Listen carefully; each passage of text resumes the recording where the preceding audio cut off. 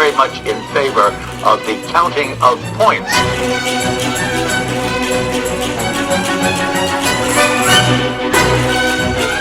Does it work for you?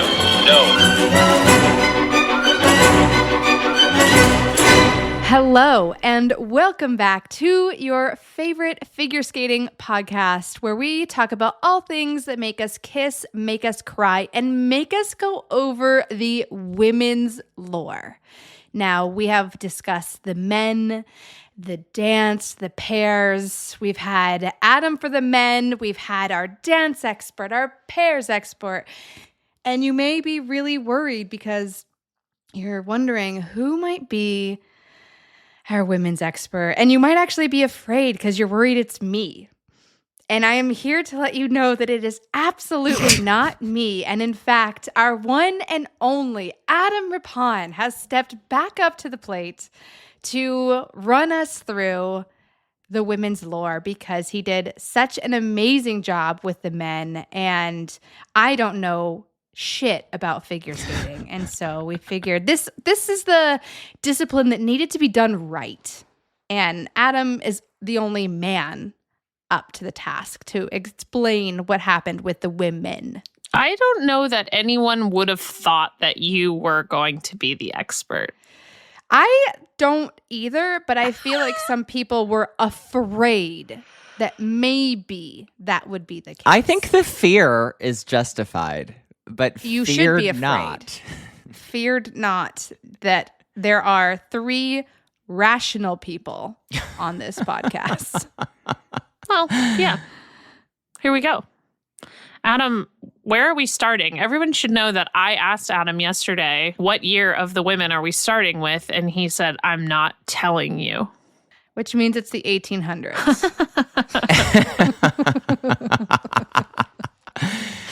It could be. The blades were made of bones. Picture this. You're trying to get across a frozen lake. Skirts were ankle length. Hi, everyone. This is Adam from the future. So here's the deal. We recorded this episode a few weeks ago, and what Sarah is saying is completely correct. I did not tell her where this episode was going to begin. When we recorded this episode, I started the lore in the 1950s. My true intention was to start even earlier, but I wasn't quite done with my research at that point, and I needed to get it right. So I've decided to record this part of the episode without them knowing because I want them to gasp and scream like everyone who's listened to this podcast gets to do for the first time when they hear the lore as well. I am going to put the same little transition sound into the recording so that you know when what we recorded all together actually begins. But before we start, I just want to say a few things. When we started the men's lore, we were still figuring out what we were doing and how we wanted these episodes to sound. There is so much lore that we didn't include, and when we have a chance, we will definitely go back and talk about it all. I think when we originally started this series, we thought it would be a fun way to help our listeners share this series with their friends who are not as informed about figure skating, and it's like a way to teach them about some of the major characters that are in figure skating today. Like I said, there is so much lore that we did not cover. It takes so much time to record these episodes that we tried to keep the through line focused on the worlds and Olympic podiums. We haven't gotten everything right, but we've tried our very best to keep everything as interesting and engaging as possible. It's also been incredibly interesting and very fun, personally for me, to learn about some of the things that we didn't get right from some of our super knowledgeable listeners. Not everyone has agreed on some of the opinions people have shared on the podcast, but I think that's amazing. Skating is amazing as its own thing, right? But what I think makes skating really special is the engagement we can all have outside of the rink. People are always going to have their own opinions, let's say, of what rumba pattern they prefer. And at the end of the day, that is what I think makes skating the best sport in the world. I would also like to say that, for the record, I'm a Virtue Moyer rumba truther. But while we're on the subject of ice dance, can we just say that Michelle Ellis absolutely killed ice dance lore? I think that first episode will go down and run through history as one of the greatest recordings of all time. I think it will go down as one of the greatest audio recordings of all time. And before we begin this women's lore, Ashley, Sarah, and myself would love to give a huge thanks to Michelle Ellis and to Kirsten Moore Towers, who I also think did an excellent job of converting everyone to huge pair skating fans. And that big thank you is for all the time and work they put into hosting the dance and pairs lore episodes of this series.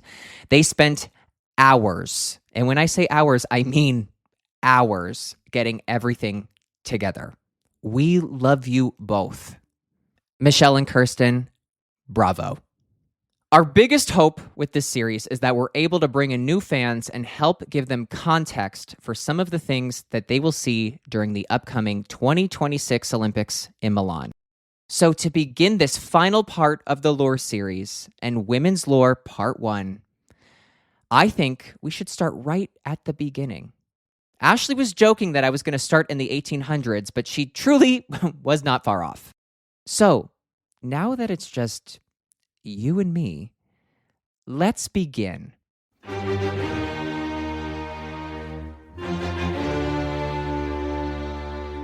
Figure skating was a part of the 1908 and 1920 Summer Olympics. 1924 would be the very first Winter Olympic Games.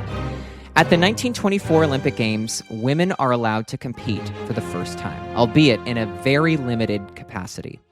In the 1924 Summer Games, women competed in 12 different events. And in the 1924 Winter Games, women were only allowed to compete in the figure skating event. In this 1924 Olympic Games, the youngest competitor across all events at this Olympics was an 11-year-old from Norway. She's tiny. She's charismatic. She's bundled in furs from her daddy's fur trading business. And she's also the worst skater in the event.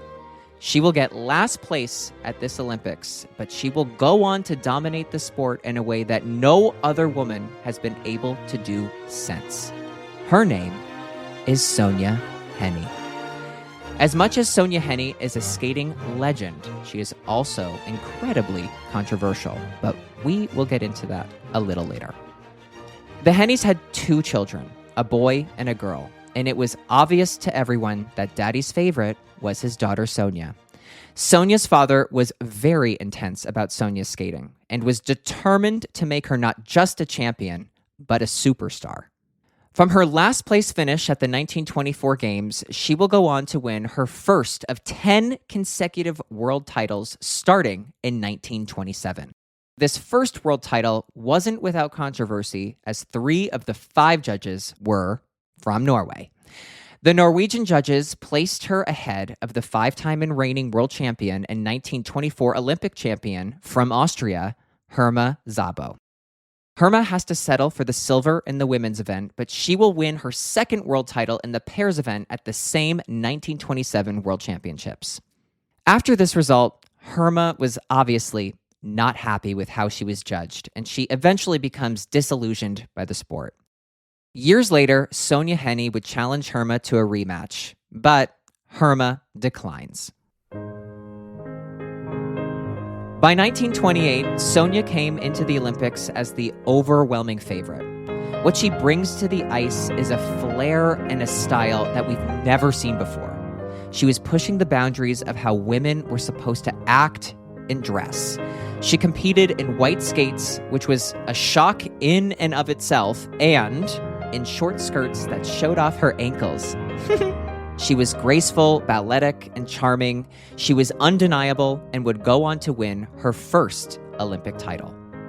Her star is rising, her fame is growing, and before she even competes at the 1932 Olympic Games, she is an international and bona fide superstar. She will go on to win her second Olympic title at the 1932 Olympics. After these games, there's an interview that you can watch where Sonja addresses the American public and thanks them for the car that she was gifted. This is sort of the beginning of the commercialization of the Sonja Henie brand. At this point in her career, it is evident that there is money to be made from the success she is having, and Sonja and her father will do what it takes to eventually capitalize on it all. She will continue to dominate the World Championships heading into the 1936 games, but there were other women who were starting to threaten that dominance. At the 1933 World Championships, Vivienne Holten of Sweden won the silver medal. Vivienne won her first of 10 Swedish national titles in 1927, and in her heyday was known as the Flame of Sweden. There's a life-size statue of Holten that's located on a lake in Budapest that when the lake freezes over, gives the appearance that she's skating. There's also a miniature version of the statue that was cast in 1930 that lives at the World Figure Skating Museum and Hall of Fame in Colorado Springs. Holten finished 5th at the 1932 Olympics and was known to be a pioneer in the way that skaters would start to interpret the music that they performed to. Later in her life, she was asked to compare the style of her skating to Sonja Henie, and she would simply say, "I was a dancer and she was an acrobat."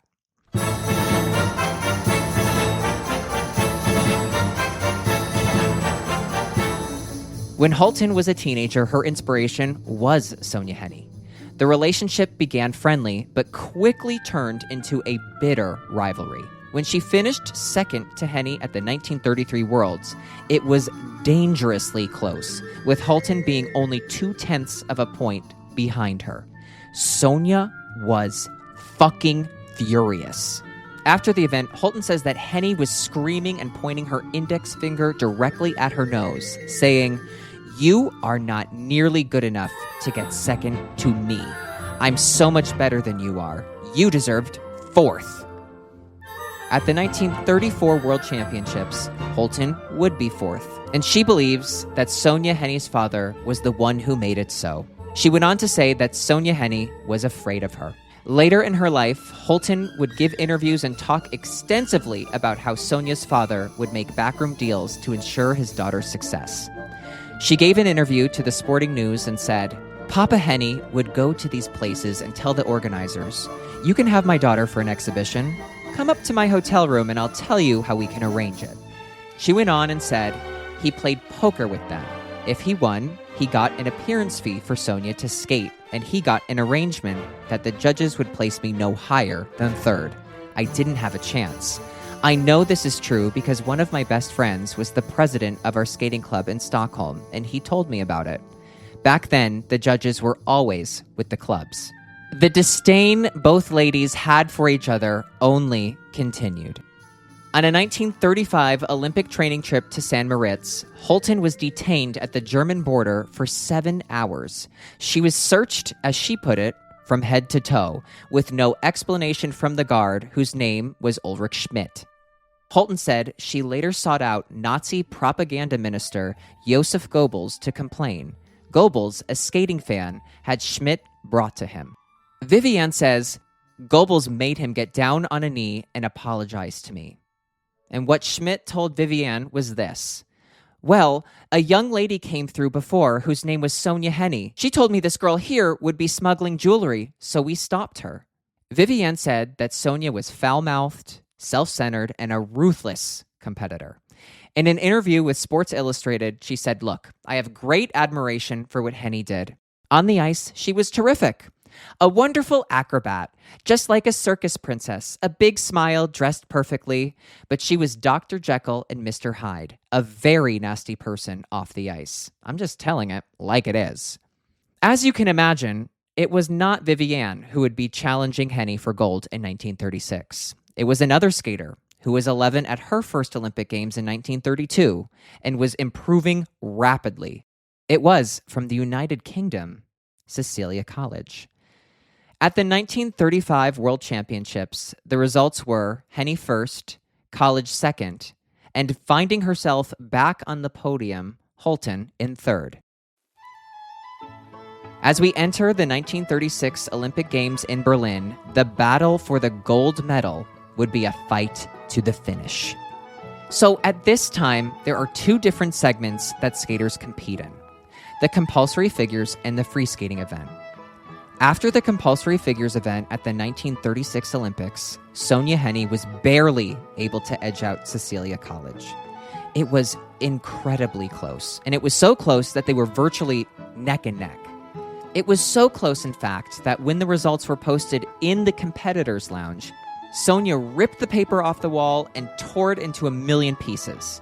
Sonja was fucking furious. Again. Then came the draw for the starting order of the free skate.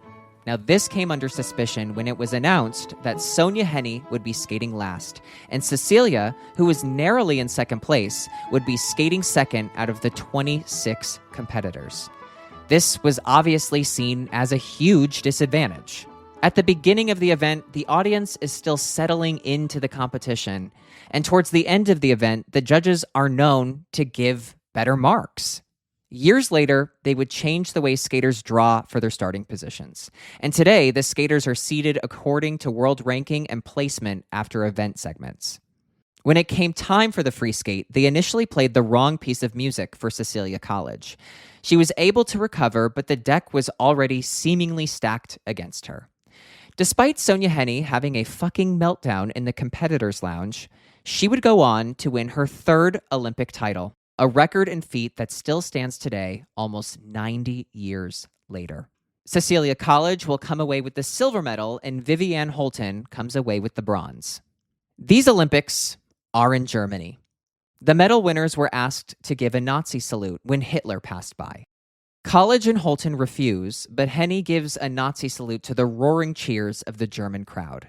Holton said, "I told them I'm Swedish. I don't do that. I just stared at him. He was a scary person. He looked at you with kind of a burning look in his eyes." Soon after this, Sonja and her family are invited and accept an invitation to meet Hitler at his personal estate. At this meeting, she is presented a gift from Hitler. It's an autograph photo and a very lengthy letter that he's written to her. Now, when the Nazis would occupy Norway during World War II from 1940 through 1945, that signed photo and very long personal letter from Hitler would actually end up protecting her property in Norway from confiscation or damage when seen by occupying Nazi officers. Sonja is heavily criticized by the Norwegian press when word gets out of her meeting with Hitler. The Norwegian people were mad. Were the Norwegian people as mad as Sonja Henie when she ripped the results sheet, seeing how close Cecelia Colledge was to her after the compulsory figures? It's hard to say. When she returned home, she was asked to help fund the Norwegian resistance, and she refused. During this time, there were also rumors that Henie was romantically involved with Hitler, which she will later go on to adamantly deny. Later, she brushed off the criticism, reportedly saying, "I don't even know what a Nazi is." The decision to meet with Hitler, along with the perceived closeness to Nazis, fueled resentment in Norway for years. We'll come back to that. Sonja retired shortly after the 36 Olympics, and now it was time for her to cash in. Henie's father booked and sponsored this completely over-the-top ice show extravaganza in Hollywood, California. This comes to the attention of a big Hollywood producer who would go on to offer her a movie contract. And this begins the Hollywood acting career of Sonja Henie. Her first film, 1 in a Million, was a massive success. The audience was just so taken with her. She would go on to star in a string of hit movies, and by 1939, she was one of the highest paid actresses in all of Hollywood. If you ever travel to LA and you visit the iconic Chinese theater, keep your eyes open, because there you will easily find the hand, shoe, and blade prints of Sonja Henie. She was a huge deal, and she was a massive star. In addition to her acting career, there was also a huge demand for personal appearances, world tours, and huge endorsement deals. Sonja controlled her career with an iron grip. She negotiated her own contracts, guarded her image, and built one of the most profitable touring shows in the world. She was ruthless as a competitor, and as a businesswoman, she had the nickname Little Miss Moneybags, which actually is pretty amazing for a nickname. Although she was not a smoker, she even does an endorsement deal with the Chesterfield cigarette brand, making her, you guessed it, the original advocate for smokers' rights. In 1940, when Germany was at war in Europe, a photo of Henie shaking hands with Hitler at the 1936 Olympic Games is published in America.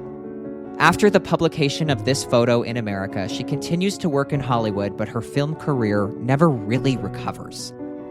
Henie married an American guy in 1940, became a U.S. citizen, and sponsored the war effort in her films by giving large sums of money and staging ice shows for Norwegian forces in Canada.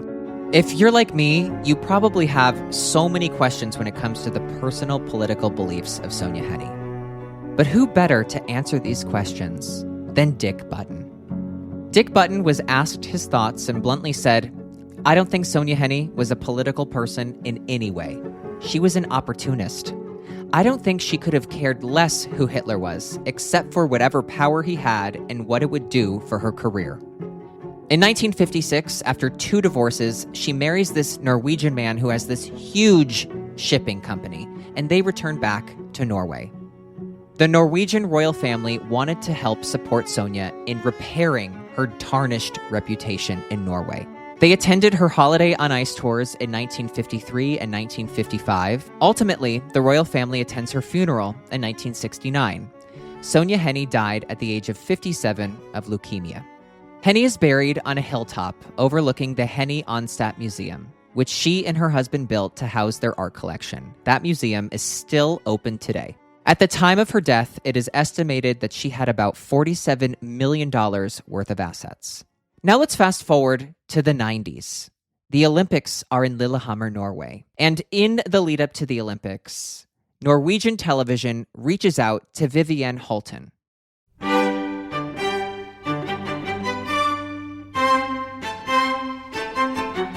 Vivienne Holten was invited to provide commentary on the women's figure skating for the Norwegian National Television Network at the Winter Olympics in Lillehammer, Norway, where after her death, Henie was now revered. Holten's past interviews on her bad relationship with Henie resurface. And when preparing for the interview, Vivienne says that her plan is to detail her side of the story because a bitch never forgets. This leads the network to canceling her invitation. Holten was also insistent that jealousy was not behind any of her claims. Holten remained coaching and was on the ice every day until she was 87. In 2013, she passes away at the age of 91 in California. In 2011, there is a television show named The Haunting of.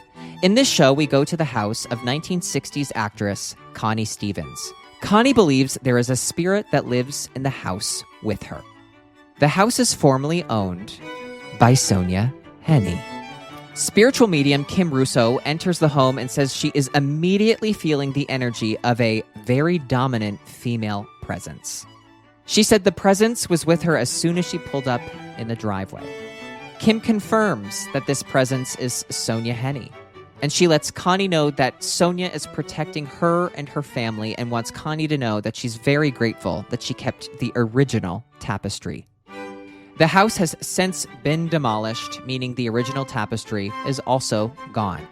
And if I had to guess, Sonja is most likely fucking furious. In sport, her records still stand. In culture, her image remains iconic. And in history, she's remembered as both a trailblazer and a lightning rod. While Sonja's legacy is more focused on fame, it was a skater who we mentioned earlier whose impact is still very much a part of skating today. And that skater is Cecelia Colledge. After Sonja's retirement, Cecelia Colledge goes on to win the 1937 world title. Cecelia was risk-taking and boundary-pushing. She was the first skater to perform a parallel spin, which would eventually be renamed to the camel spin as we know it today. She invented the layback spin and is also the first woman to perform a double jump in competition. Here's the deal. If I were Sonja Henie in 1936 and I saw some little British bitch doing double jumps, I too would be shaking in my daddy's imported furs. Cecelia's inspiration was the American skater Teresa Weld. Teresa caused quite the commotion in 1920 when she included unfeminine jumps on the ice, including a single sow cow in her program. Teresa's marks would often suffer from her unladylike approach to figure skating. Cecelia started skating after watching the 1928 World Championships. Cecelia's mother was invited to attend those World Championships by the mother of American skater Maribel Vincent, who would go on to win the silver medal behind Sonja Henie. After watching these world championships, it was Cecelia's mother who was inspired and determined to see her daughter out there. Cecelia said, "It just sort of happened. My mother saw the skaters and said, that's what my little girl is going to do." Cecelia's mother was set on seeing her daughter become a skating star. Cecelia eventually will work with a coach named Jacques Gerschweiler, who is the mastermind behind a lot of Cecelia's innovative skills. Gerschweiler hired a circus contortionist to work with Cecelia, who would tie a rope around her back and then hoist her up using a pulley system. I can imagine that this looked like some sort of medieval torture device, but it's what Cecelia credits with helping her to master the camel and layback spins. Many people predicted that Cecelia would take over just like Sonja had, but that was not to be. In 1938, she was unable to defend her world title against countrymate Megan Taylor. She will go on to win the 1939 European title, but she's forced to pull out of the 1939 Worlds due to a strained Achilles tendon. The outbreak of war at this point in history would also put a pause to her career. So she stopped competing, joined the Motor Transport Corps, and drove an ambulance in London during the air raids.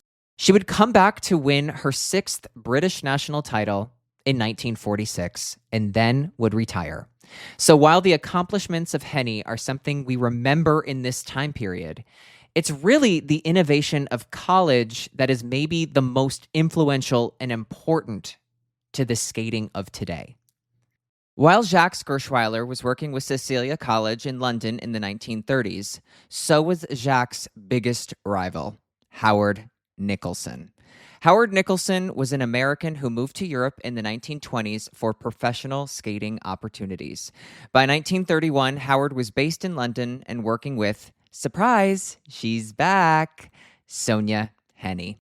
In 1931, Howard said of his most famous pupil, Sonja Henie, "Not only have I never had a pupil like Sonja, but I have never seen or imagined there could be a girl so wonderful and so brilliant. I'm astounded at her ability to grasp almost immediately my suggestions, however new they may be to her. Difficult and complicated new steps, which one would expect to spend months on, are performed after only a few lessons with an ease and grace which only an exceptional artist could possibly attain." Howard will later move back to the United States. There, he would establish himself as one of America's best coaches.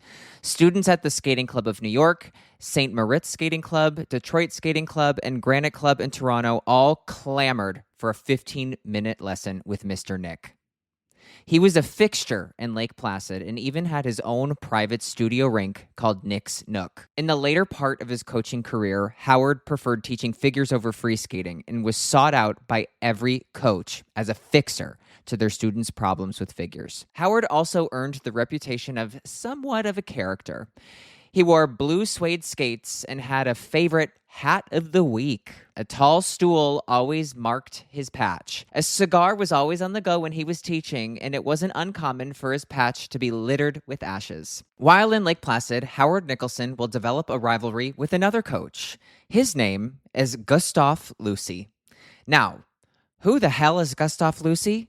Well, this is where our episode recording begins. Let's welcome back Ashley. Let's welcome back Sarah. Let's not forget the name Maribel Vincent, because that will become important quite soon. And let's begin the pre-recorded part of this podcast. Okay, to begin this episode, I really want to talk about the beginning of the American dominance in women's figure skating. But if we want to talk about the American dominance, we have to talk about the European influence. And the first European person, because there will be a few, that I want to talk about today is Gustav Lucy. Gus Lucy was not a competitive skater himself, but he was actually a ski jumper. Wait, really? Yes. So, background in ski jumping. Now, he said he lost his nerve for ski jumping after a bad fall. He then picks up skating recreationally. Okay.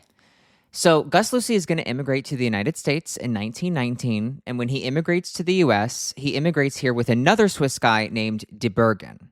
And when the two get to New York, he takes skating lessons from De Bergen because De Bergen is a skating coach. Eventually, he becomes De Bergen's assistant coach. After a few years as de Bergen's assistant in Philadelphia, he's going to leave Philadelphia and start pioneering his own technique. And this is going to take him to Canada and Lake Placid. Now, his method was completely revolutionary. He was totally obsessed with the biomechanics of all of these skating elements. One of his students is responsible for inventing the flip jump. He's the first coach to implement crossing your legs in the air. His students were coming to competitions now, back in the day. And when I say back in the day, I truly mean it. In the early 1940s, 30s, when you were competing, they would play music, and when the time was over, they would just bang a gong, right? What? Oh, yeah. They would just be like, it's over, time. Like showbiz, done. bang the gong. It's like the cannon that shoots out at noon in Canada. Yeah, the noon cannon. The Halifax cannon. I mean, yes. I mean, his students are coming to these competitions with like fully edited pieces of music and full choreography done to the music. And he will teach students that land the first double axel in competition, the first triple loop in competition, the first flying sit spin, the first flying camel. He's the coach of Dick Button, and it cannot be understated the importance of Gus Lucy in the beginning stages of the American dominance, especially within the women's event. We're starting off the women's lore with a man. That's very 1950s. Okay. Yeah. You want to put the women in their place. Well, I've said it before and I'll say it again. The patriarchy is alive and well on this podcast. Yeah. Is it ever? One man, two women. Exactly. So this American dominance is like nothing that we've seen at the time. And it starts with Tenley Albright winning the Olympic Games in 1956 to then Carol Heiss following up that win with her win in 1960. Carol Heiss is the most dominant woman of this generation since Sonja Henie. She beats Tenley Albright in her final Worlds appearance, like right after the Olympic Games. So she goes on to win 5 world titles. Oh my God. And that's 1960. Okay. So what's really important to remember is that we have all of these coaches and, people who are really pioneering the sport. And we have this new crew of skaters who it seems like they're invincible. Now, we've never talked about this in the Lure series, so this is the first time we're bringing it up. But in 1961, U.S. figure skating sent their world team to the World Championships. And on their way to the World Championships, that plane crashes and they lose everybody on the plane. They lose the entire world team. And that means not just all of their athletes, they lose their coaches and family members. And this is incredibly devastating. This crash means that U.S. figure skating, aside from the tragedy of the lives that we lost on that plane, you start from scratch. It was like we had all of these people who were just waiting in the wings to take over and to just continue this American dominance, and we've lost it all. After this 1961 crash, this prompted a lot of coaches from Europe to move to the United States to help rebuild the American program. And one of those coaches, his name was Carlo Fassi. And Carlo Fassi was taught by Gus Lucy. Of course. Of course he was. Now, Gus Lucy also goes on to teach everybody. He has his hand in there and everybody. Everybody knows him as a guru. He'll go on to coach a woman named Robin Wagner. He'll coach a woman named Priscilla Hill, who we talked about in Gus the men's Lucy? lore. How old was this guy? I mean, he doesn't pass away until he's in his mid-90s. So he was not on the plane. God. He was not He was on not the on plane. the plane. No. Because he was in his 80s. Yes. That's not true. But no. he was not traveling with the team.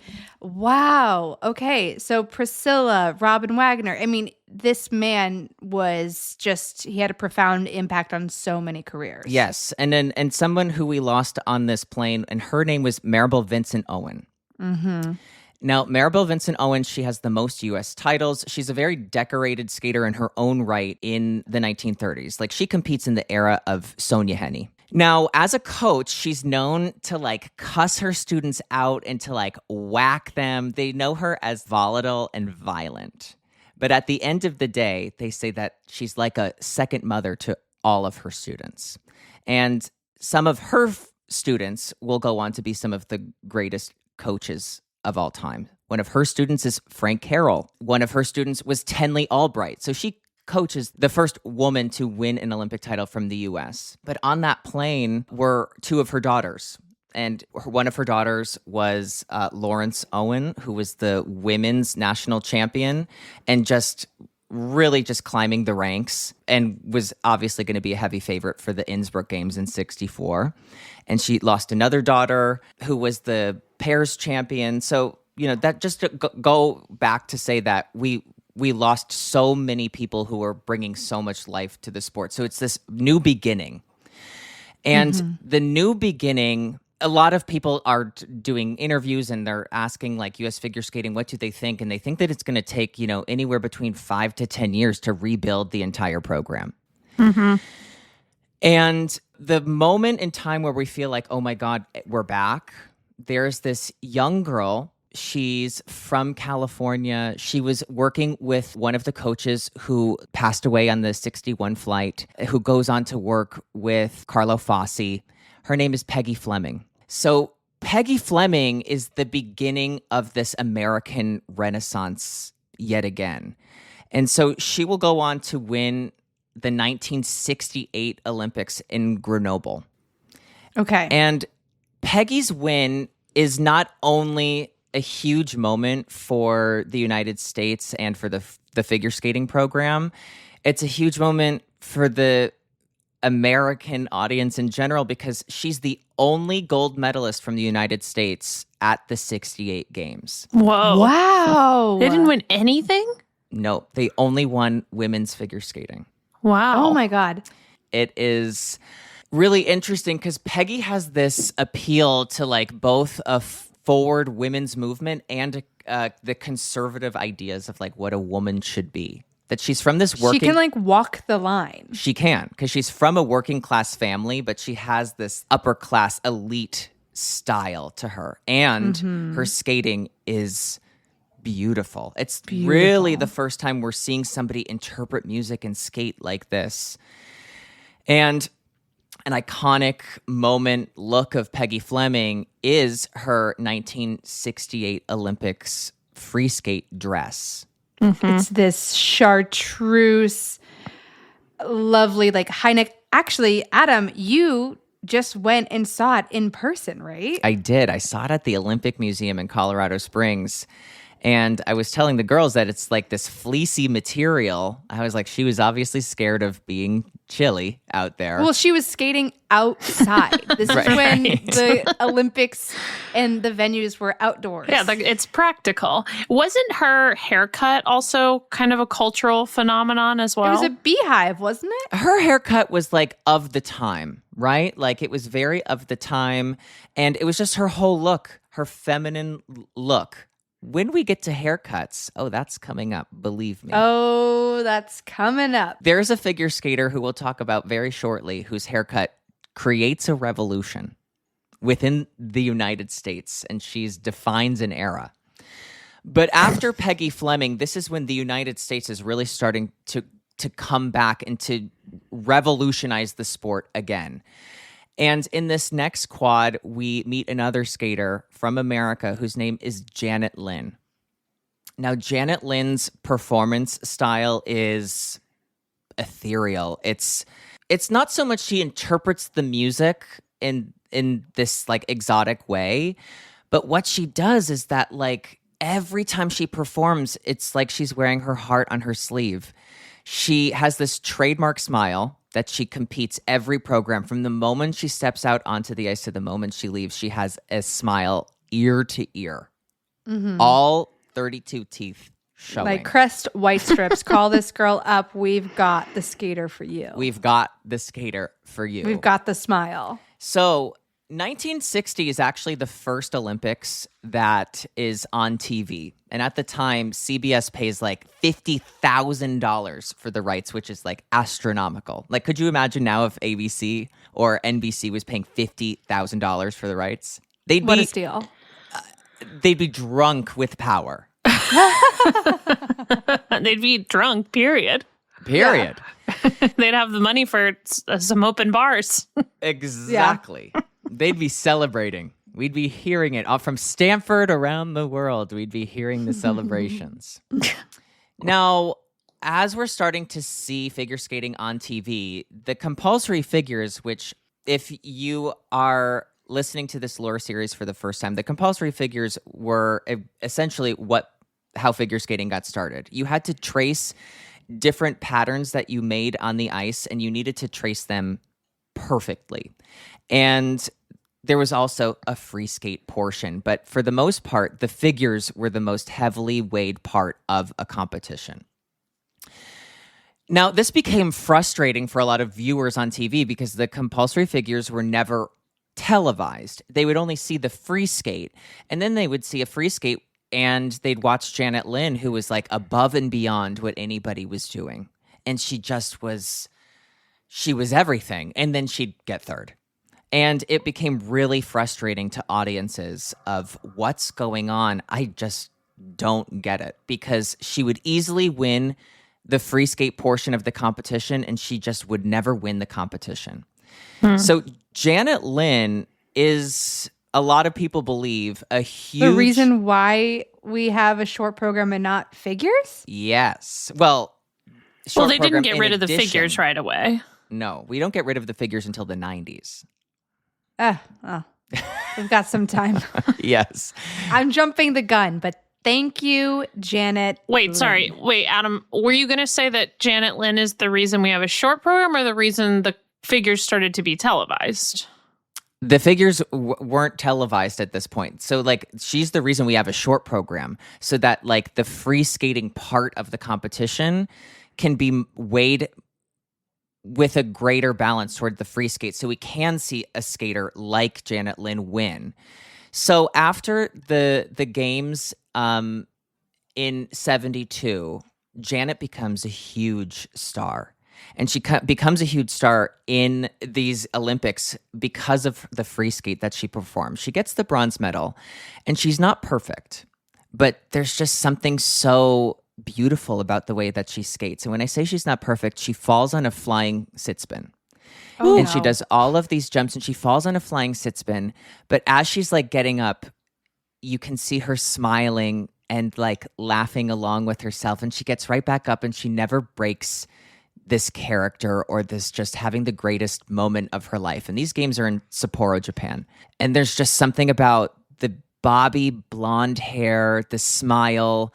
She's a major celebrity in Japan. In Japan? In Japan for many, many years. And she'll go on to talk about like the letters that she receives from the Japanese people for years to come, and what her performance meant to them. She even talks about this one time where she received a letter from somebody who said that they were in a really dark place and they were watching the Olympics, and they saw her smile and they saw her fall and smile and get up and continue. And it was what inspired them to not kill themselves. Oh my God. Whoa. And so it's just this like very powerful moment. She's like radiant and like just there's positivity just pulsing out of her. It's completely worth it to go back and find a Janet Lynn program, because you'll understand that it's just it's the smile that you can feel through the television screen. The megawatt smile. Yes. Wow. And it comes from a very like wholesome, pure place. You can feel that. So Janet Lynn decides, I'm going to stick around one more year because they've implemented this short program. I might as well try to win a world title with it. Janet Lynn skates at the 1973 World Championship. She does well in the figures, so everything is like right on track. She goes to the short program and she has this unbelievable short program. And when I say that, I mean bad. She falls twice in the short program. It's just like Can you believe this? Like, this was the moment that was basically made for her. Yeah. I mean, yeah. So she falls twice. She comes back to the free skate. She ends up, winning the free skate, but she gets the silver medal. And Oh, silver spoons. Silver spoons. But it is that story of Janet Lynn, of like the champion that never was, but like one of the women who just changed the face of the sport. Wow. The champion that never was is a theme of some of people's favorites over the years in the women's discipline. Even across all the Women disciplines. love to disappoint you, let me tell you. That's really not what I meant. It's what I mean. But you know what? In figure skating, it's not always the ones who are at the top or who win who really leave us with like the most impactful feelings. And that, I think, can go across all disciplines. Mm-hmm. And Janet Lynn is one of those people who, like, it was not the titles that solidified her place in skating history. No. Some of my favorite skaters truly were not the champions. Right. Like me. I mean, but that's like not even me bullshitting. That's so true. Well, I mean, I was just making a comment that like the most famous women's skater probably of all time never wins an Olympic title, which we'll get to eventually. Mhm. Yeah. I'm Yes. just saying this is like it's a thing. It's totally a thing. And your famous skater is Ashley Wagner. Yeah. Can you believe it? And Ashley, yeah. So many people, if you were to ask any random person walking down the street to name an Olympic champion, they'd say me. Mm-hmm. Yeah. Not Michelle That's probably right. And they'd be wrong both times. They'd be wrong Yes. twice. Okay, continue. Okay, so in our next quad, we have this young skater coming up who was taught by Gus Lucy, who will eventually skate with Carlo Fossi. She also has this Peggie Fleming appeal to her, where she has the girl next door vibe, and she is just somebody who's like really respected across all different demographics. Everybody loves her. They're obsessed with her. She wears her heart on her sleeve. She's more emotional. She's not as like polished, and I mean that like off the ice with personality. Like she's more herself. She's a little bit more raw. Her name is Dorothy Hamill. This is Okay. the haircut. This is Little Miss fucking haircut. Yeah. So what do I mean she wears her heart on her sleeve? Like when she's nervous, you can tell. Like when she skates at the 1974 World Championships, she skates right before a German skater, and they are not pleased. The audience is not pleased with her scores. Okay? They are not pleased with her scores, and they're booing and they're hissing. They're not pleased with the German skater scores or Dorothy's scores. The German skater scores. And Dorothy's on the ice about to skate. Okay. Oh. Oh my okay. gosh. So it's quite loud, booing, Yeah. Right. hissing. Right. And this really This affects is so intense. Dorothy. Like Dorothy is really rattled by this. Yeah. She thinks that they're booing her and they don't want her to go out. And they're booing that Dorothy is next. So she starts to get a little overwhelmed, and then she just bursts out into tears. She starts crying? Sobbing. Like before her program starts? And runs off of the ice. what? Oh my God. She's sobbing, crying, runs off of the ice, and somehow her dad gets down to like the rink side and is like comforting her along with like Carlo Fossi and like the whole coaching team. And they're like, it's okay. You can do this.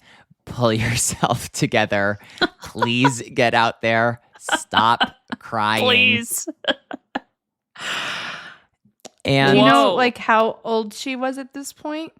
I mean, she's young. I mean, she's like a young teenager, right? Yeah. Oh. But she goes out and she has this like brilliant skate, and she comes away with the silver medal. Okay. Oh my So, God. Okay. Yeah, she Great. was completely fine in the end. Yeah. Just needed to get the dramatics out of her system. Yes. Well, that's why they like her. Like she can be up, she can be down, but she's like emotional and she's exciting and she's beautiful. Yeah. Okay. Could you imagine in this system now if that happened? Like the deductions, the fines, that would never be allowed to happen. It would, as long as you did it within 3 minutes. Yeah, You'd get still some get kind quite of a deduction, but yes, you Yeah. could, in theory, stop Yes. to cry Yeah. if you needed to. Right. And so where we are right now is like Dorothy is on her way up. Dorothy's winning world medals. And as we head into 1976, she's a favorite for that gold medal, even though she's never won the world title to this point. And her biggest competition is coming from another American woman who is actually skating for the Netherlands. And her name is Dianne Leeuw. And she's kind of, I think, in my mind, she's your first from from New Jersey representing Chinese Taipei. From Hackensack. She sounds like a affluent supervillain. Well, so the thing about Dianne Leeuw is actually like we've skated at rinks with her. You probably had no idea that was like a former world champion because she's from California. No, because I'm an idiot. But like beyond that, why? So Dianne is from California and her family just doesn't feel like she's going to get the support that she needs in the United States. And so it's one of those like rare circumstances where it's like one of the best skaters in the world from a major country decides to leave. And so it's like a really... Yeah, that doesn't usually happen. No, it doesn't usually happen. But it's really interesting because, they don't feel like she's going to get the support that she needs. And her parents are from the Netherlands. They immigrated to the United States. So she skates for the Netherlands. She wins the world to title. the Netherlands they go. Yes. And that's the big story at this 76 games. Who is going to take over? Who's going to win? Which American girl? Yes. Yeah. What American girl will win? Well, it's inevitable by the time we get to 76. Dorothy Hamill is fantastic in the free skate. And it's a cultural revolution. Sarah, you're right. This is the haircut. Though. Yes. This is the haircut that changes the course of Everyone history. had that damn haircut. They had that damn motherfucking haircut. That damn motherfucking haircut. Yeah, everybody had a bob. And that trickles all the way down to your namesake, Sarah Hughes. A bob that changes the world. Actually, because I feel like all of our mothers had hair around that time. Mm-hmm. They did. Even some of our mothers still have hair around this time, Ashley. Did any of our mothers have the Hamill? I'm going to ask. For sure. My mom definitely did. I think Melissa had the Hamill. Everyone had it. I think my grandmother may have had it. I think Dorothy still has it. Dorothy still has the Hamill. You can't, for sure. if you're Dorothy Hamill, you can't ever let your hair grow. If you have a haircut named after you, you can't undo it. No. Because you have to continue to be someone's inspiration. Yes. 100%. I don't know. Jennifer Aniston has let her hair grow out since the Rachel because haircut. She's like 5 different haircuts of inspiration. Mm-hmm.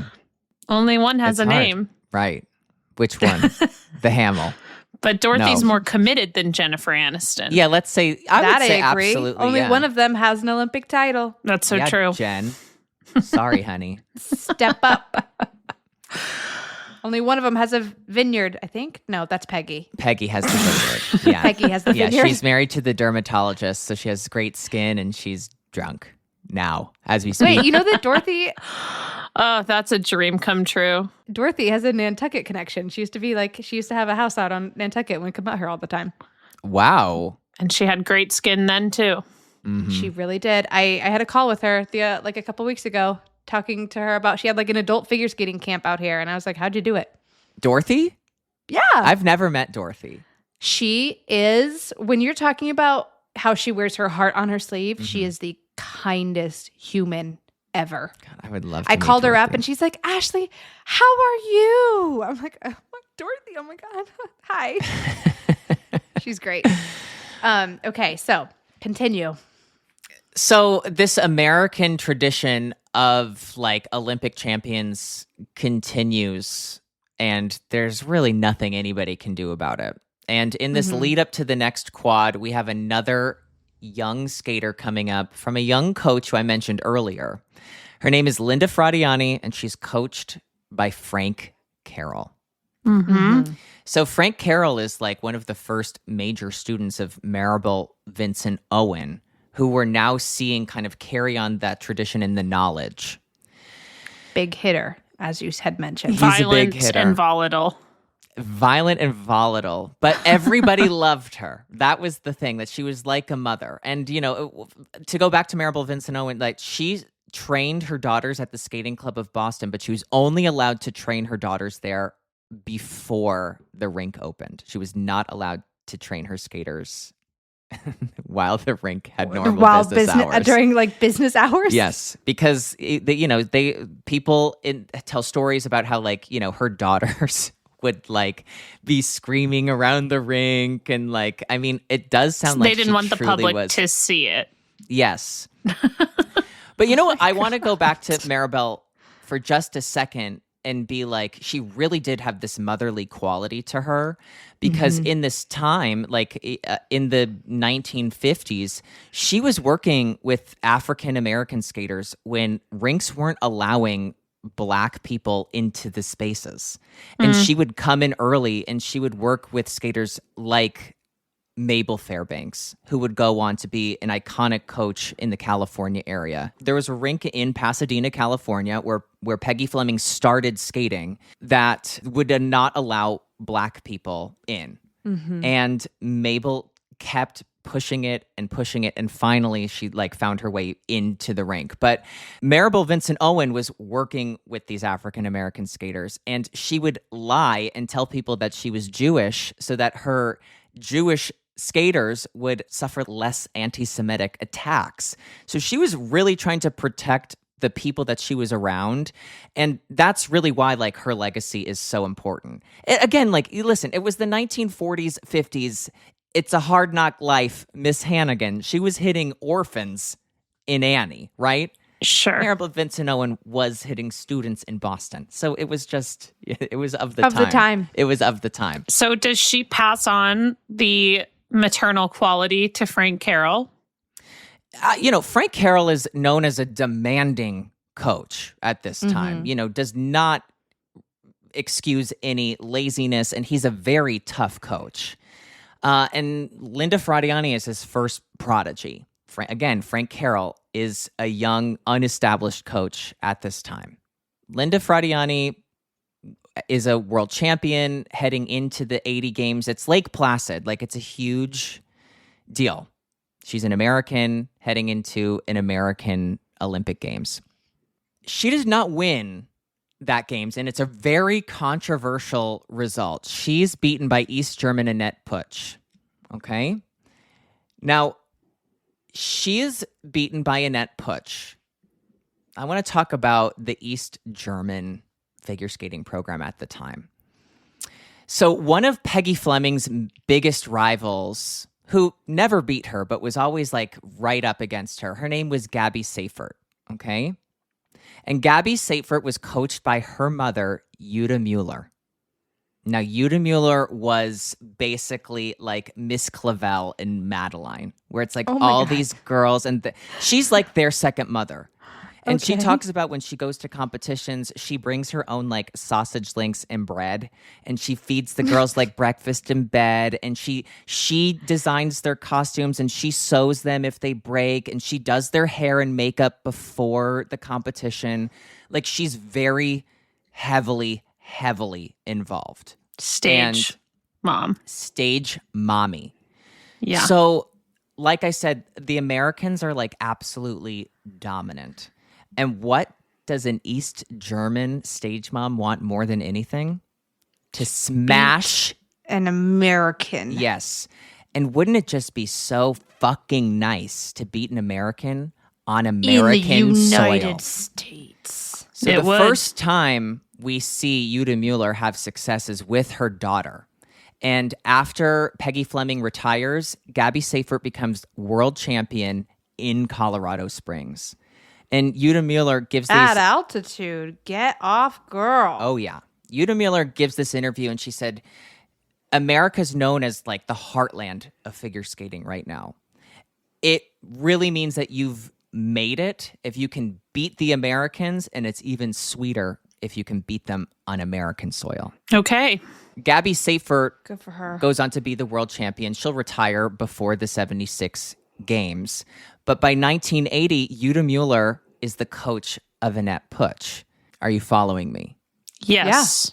Now, like I said, this was a controversial result to the point where Linda Fratianne and Frank Carroll think that there was some backroom dealing. Now, to go back to the plane crash in 1961, when these coaches came over, going way back, right? The coaches came over, and they're trying to continue the American legacy. They're trying to build upon it. And like I said, one of those coaches was Carlo Fassi. Now, Carlo Fassi coaches skaters like Peggie Fleming, Dorothy Hamill. But what is he really known for as a coach? More than anything, he's known to be a master politician. And he, in this time when the judging panel can be so divided and there's truly like a block judging, certain judges from certain parts of the world are all judging together and the other half of the world are all judging together. Carlo Fassi had the very incredible talent of being able to appease and talk about the specific technical advantages that his skaters had, or little things that his skaters just did a little bit better, or why that they deserved to be the champions of this event. He was a master politician. Like there's rumors that he could speak a bunch of different languages and that he had this talent to be heard accidentally, where he'd be loud and be talking about things and people in the vicinity would hear. So he was a master politician. Feels like not an accident. It felt almost on purpose. Feels like heard purposefully. Yes. And so Anett was not coached by Carlo Fassi and Linda Fratianne either, but Carlo Fassi had a men's skater, Robin Cousins, who was the 1980 Olympic champion. Mm-hmm. And Frank Carroll and Linda Fratianne believed that it was part of a judging negotiation that they would go in favor of Anett as long as they would go in favor of Robin in the men's event. But Robin over who? Robin over whomever, so that he could win the gold medal. So Carlo Fassi was politicking for his men's student in a negotiation of saying, well, okay, if you give me the votes that you need if you give me the votes that I need for my skater Robin, I'll make sure that the judges vote in your favor for Anett and over Linda. I see. Now, this was a conspiracy theory, right? Because on the panel of judges, if you see, there were only 2 judges from that Eastern Bloc. So it's a theory that doesn't kind of go anywhere, but like it's been talked about for so long that it's a fun theory that, you know, people really do think about it. I've gone back, I watched these performances, and I think it could have gone either way, but it's interesting. And this is the first time that we see Frank Carroll in it, and he's in this like major controversy. Wait, Adam, can I ask you a genuine question? Yes. Obviously, like the major American players in this, like we've heard of. Mm-hmm. Any skater outside of that, have you heard of them before? Like Anett Poetzsch? Yes. Yes, because she's judged us, Ashley. Good night. And like Dianne Leeuw, yes, she coached at a rink that we skated at. I know nothing and no one. I just like literally navigate my life knowing like ignorance is bliss. Oh, ignorance is so bliss. I never paid attention to the judges. You did. Well, I mean, you talk about Shinamano quite often. Yeah, you do talk about Shinamano a lot. I only paid attention to the ones that clearly had a very specific grudge against my floods and under rotations. That's all. Egregious. Continue on. Okay, so Anett Poetzsch, she goes on to be the Olympic champion. It's 1980, but Jutta Müller has another student in the wings, and that student's name is Katharina Witt. Have you heard of her, Ashley? She's my favorite fucking skater. Back off. Just making sure we're all on the same page here. Okay. The rise of the Witt. It's the rise of the absolute vit. Now, we have some like really iconic skating that happens in this quad. In this quad, we have a skater named Denise Bielman become the world champion in 1981. She's famously the namesake of the Bielman spin. Ruined my fucking life. Okay, so next in the United States, we have two skaters that we're going to talk about. The first one is 1981 national champion Elaine Zayak. She's spunky, blonde hair from New Jersey. The next skater is the 1982 U.S. national champion, kind of out of nowhere, is Rosalind Sumners. Now, Rosalind wins the national title in 1982. Really surprisingly, Elaine Zayak is third. But then Elaine Zayak goes to the World Championships in 1982, doesn't have a really great beginning of her competition, but comes back to win the free skate and win the world title in 1982, doing about 1,000 triple toes. 4 triple toes to be exact. 6 triples in total. 4 of those are toes. And this is the best part. As a child, she was in a lawnmower accident where she lost 2 toes. So on one of her feet, Right. She only does toes. she does only have 3 toes. It's amazing. And it's incredible, so good. right? Like, And they're it's- great. And they're great. And she does them in all different ways. Like she does them in different, like she does combinations of like double, triple toe. And then she does like a triple toe from different entrances. So it's like not as egregious as strength. you think. Know your strengths. But Elaine is the reason why skaters are limited to repeating only 2 of the jumps. Right. They're like, we need to cut this shit off. Tap out. It's time to Done. tap out. Just 2. Now it seems like there's a bit of this rivalry between Elaine Zayak and Rosalind Sumners.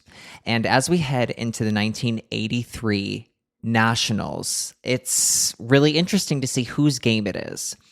And so there's this article that comes out after the 83 Nationals that Rosalind does win. And the title of this article is called "The Thinner Was the Winner." And this is a quote from the article. It says, "Throughout the week, there was as much talk about calories, fatty tissue, fad diets as there was about sow cows, double axles, and sit spins." And in this article, like I said, that is titled "The Thinner Was the Winner," they talk about how Rosalind Sumners felt like she skyrocketed into this position of being ahead of Elaine at nationals and then Elaine winning worlds. And now Rosalind really wanting to like prove that her national title wasn't a fluke. And so the whole point of this article, she talks about how she went from 121 pounds and then dropped to 104 pounds. And she did this by cutting out dairy, bread, sugar, and just a little red meat. And the whole talk at this nationals is, oh my God, Rosalind is thin and Elaine is a fat cow from New Jersey. The article goes on to say, Zayak's terrier-like determination has led her to be called the Pete Rose of figure skating. But what had some of her followers concerned was that she arrived at the Nationals carrying a stocky Roseanne physique as well. Basically what happens is that after the short program, Rosalind and Elaine both skate well, but Rosalind comes out on top. And Rosalind in the press conference goes on to be like, this is how I lost the weight. I'm dead serious. This is what helped me. I was feeling so sluggish. And finally, my mom was like, you're just carrying all this weight. And she was like, all right, I'm going to lose it. And so she was like, I lost this weight. And then in the free skate, Rosalind falls, but everything else she does is just like beautiful. And she's a beautiful skater. And Elaine Zayak skates clean. And after this, Zayak still loses to Rosalind Sumners. And in the article, it says, in the locker room immediately afterward, some of Zayak's old fight resurface. I know what I have to do to win, and I'll be damned if I'm going to let this happen again. I'm going to lose 10 pounds, she promised. Before I went out there tonight, I prayed that if I skated clean, I'd lose 10 pounds. So if I don't, I'm in a bind with God. And then, Elaine's coaches go on and are like, this issue isn't new to us. And we've been telling Elaine, you can't jump at that weight, but she proved us wrong. She can. She can jump at any weight. And so there's two things to remember. One, we're all 10 pounds away from winning the national title. And two, it's never good to be in a bind with God. And three, Elaine Zayac can jump at any weight, which is even surprising to her coaches in 1983. Also, to lighten the mood, Scott Hamilton is also quoted in this article. And it says, Hamilton is looking forward to the World Championships in Helsinki for more reasons than the competition. It's there that he will unveil a new skating outfit that he promises will be, quote, controversial.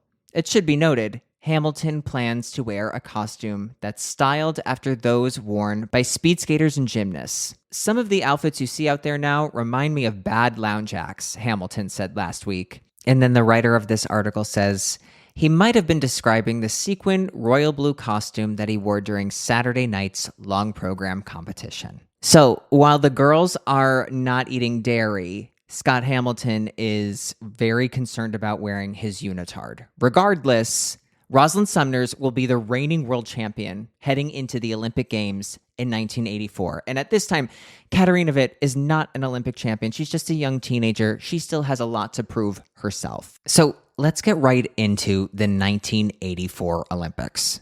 I've watched this documentary where Rosalind could just feel the pressure of the Olympics. She could feel it. And she talks about like how she has this practice the day before the free skate and she skates her free skate all the way through and it's perfect. And she walks away. She blew her load too soon. Well, she talks about this and she says that like that practice, I got off the ice and I thought to myself, that was the Olympic program I'm supposed to do tomorrow. Yeah. Ooh. Yeah. And she gets on for the Olympics, for the Olympic And free she skate. knows she already did it. And she skates well until the very end. She doubles some jumps and she singles an axel, and it's just enough. It's just enough. The judging is so incredibly close, but Katarina Witt comes away with the Olympic gold medal in 84. Yep. So this makes Katarina, this is like her really coming onto the scene and establishing herself. So she's obviously going to skate for the next 4 years. So in the next 4 years, she really just, she continues the dominance that she has started. And Jutta Mueller is now becoming one of the most decorated coaches in figure skating history. So we get closer and closer to the 88 games, and this brings us to the Battle of the Carmens. Hell yeah. Let's fucking go. Now, the Battle of the Carmens are between American skater Debbie Thomas and East German Katarina Witt, who's the reigning Olympic champion. And this is the same Olympics as the Battle of the Bryans on the men's side. yes, There were so many battles. can you tell it was the 80s? The Battle of Yeah. the Sexes, the Battle of the Bryans. They were turning anything into war at this point. Yeah. And so why was this so exciting? Well, it was exciting because Debbie Thomas skated in a more modern sense. And she skated with beautiful power. And she was doing jumps that like other skaters weren't trying. She was doing triple combinations. And she just was like a vision on the ice as well. Beautiful. And She's also skating like she got shot out of a cannon. She's so insanely fast. yes, and polished. Like she It's has, not like out of control. It's fast, but just so clean. and you can tell like the way Debbie skates is different than Katarina. Like Katarina has a way of like looking at the audience and you go, oh my God, this is the most talented performer I've ever watched. Yeah. And Debbie has a style that's a little bit more introverted, but it's cleaner lines. faster skating. It has a more modern look to it than Katarina's does. Katarina's taking time for bullshit, which is why she's my favorite. Absolutely. And she's the most dramatic out there. She's that's so why I fucking dramatic. love her. So it's called the Battle of the Carmens because, ironically, without either of them knowing, they both choose Carmen for their Choosing free skate. Carmen in an Olympic year? Groundbreaking. Uh-huh. At this time, kind of. Kind because of. it wasn't too long ago that they were just ringing a fucking gong when your time is up. Next. Bring out the hook. Carmen went from groundbreaking to passe in one single Olympic cycle. Completely. Takes two skaters. So, as we get closer to the Olympics, it's feeling like it's either going to be Debbie or it's going to be Katarina. And Debbie has the advantage. And Debbie has the advantage because I think technically she is just a bit stronger. Now, Katarina is the reigning world champion heading into these Olympics, and she beats Debbie at the Cincinnati 1987 World Championship. So I'll remind you that the United Cincinnati World Championships. States. Could you imagine? Wow. Mm-hmm. Okay. Now, What a time to be alive. In where skating is Cincinnati. so relevant that Cincinnati wins the bid. oh yeah. Now, did you also know that in 1976, Denver won the bid for the 76 games, and they're the only city to win and then reject the Olympics? They said, no, we're good, actually. The city of Denver voted, and they were like, we're not paying that. Give it to Innsbruck. They'll do it. They have money. So we're heading into the games, and by the time we get to the free skate, the way that the scores have averaged out, it's anybody's game. Whoever wins this free skate is going to be the Olympic champion. I want to just talk about a little bit the performance style of Katarina Witt. And this goes back to the Jutta Mueller of she's sewing their sequins back on the costume. She's doing their hair. And there's a moment where you can just tell that Katarina is going to tell every skater there, emotionally that they're a piece of shit and that she's the best. Yeah, because they are, and she is. This is one of my favorite programs of all time is Katarina Witt's 1988 Olympic short program. She's a Vegas showgirl. She's not wearing a skirt. She has a little flouncy fluff on the back, and she's got feathers everywhere. Yes. Feathers. Yeah. And before she goes out, she's got one arm on the wall and one arm on her neck, and the other one is hand on hip. And she looks as almost if she's flirting with Jutta Mueller. And she's kind of looking at Jutta, and then she's also like looking off. And you can tell that the commentators, Dick Button, are like, oh my God, this diva. This Eating diva. it up. She's it's like coquettish. It's so good. She's one step away from like twirling her hair with her finger. And also like lighting a cigarette. Yes. Yeah, so she just threw it on the ground right before the camera got to her. Yeah. She stomped it out. Yeah. She had to go do this real quick. I fucking love her. She's so good. But this is her secret talent. That she can go out and she might not be the best, and she might not have the most technically advanced program, but you just can't beat her. Sorry, you're a piece of shit. It's not my fault. Everyone I'm else Katarina is a peasant. Witt. Yes. My way of summing it up, and this is vulgar, but I'm sorry. You just look at her and you're like, she fucks. Yeah. Yeah. That she will steal your husband. And 1,000%. And then she'll steal your boyfriend. Yeah. And then she'll throw them back to the sea when she's done with them and doesn't even care to keep them. Yes. I just love it. She's so good. No, she's amazing. So she goes out and she performs. It's actually okay. Like, it's conservative, this free skate. It's not her best. And she kind of needs to be her best. But so you're saying her short program was amazing, yes, and then the free this long skate program is conservative. Okay, yes, but she skates cleanly. But she doesn't do everything that she can do. Like she doubles a triple loop, which she had planned, and Debbie's gonna go out and she's trying the triple toe, and she has the loop and the sow cow, and she's gonna try like many different triples. But Debbie goes out and she talks about this right before she goes to compete, where she goes to give her coach a high five and at like a "you got this," and she misses. And she misses the high five. And it's like from this moment where she goes, knows. I knew I was off as soon as I missed that high five.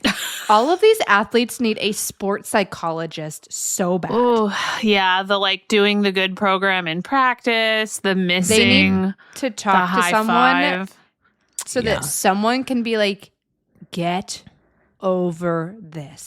It's not a big deal. Exactly. You're okay. A thought is just a thought. Like all the things. They need some help. Okay. So she misses the high five, and then she it's opens over. the program, triple toe on 2 feet, kind of spin out. But she stays on her feet, right? But we've talked about it in the lore where it's like you can go for these high risk elements, but they do not pay off unless you land them cleanly and it's clean. And the name of the game is putting together a clean free skate. And Debbie knows this, and she knows that she just made a mistake on her first element. Maybe it wasn't over, but she's, from this moment, disengaged from the program. And she's skating after Katarina? She's after Katarina. Okay. And so from this moment, it's just... So she kind of gives up on performing. And she starts to make some mistakes. Okay.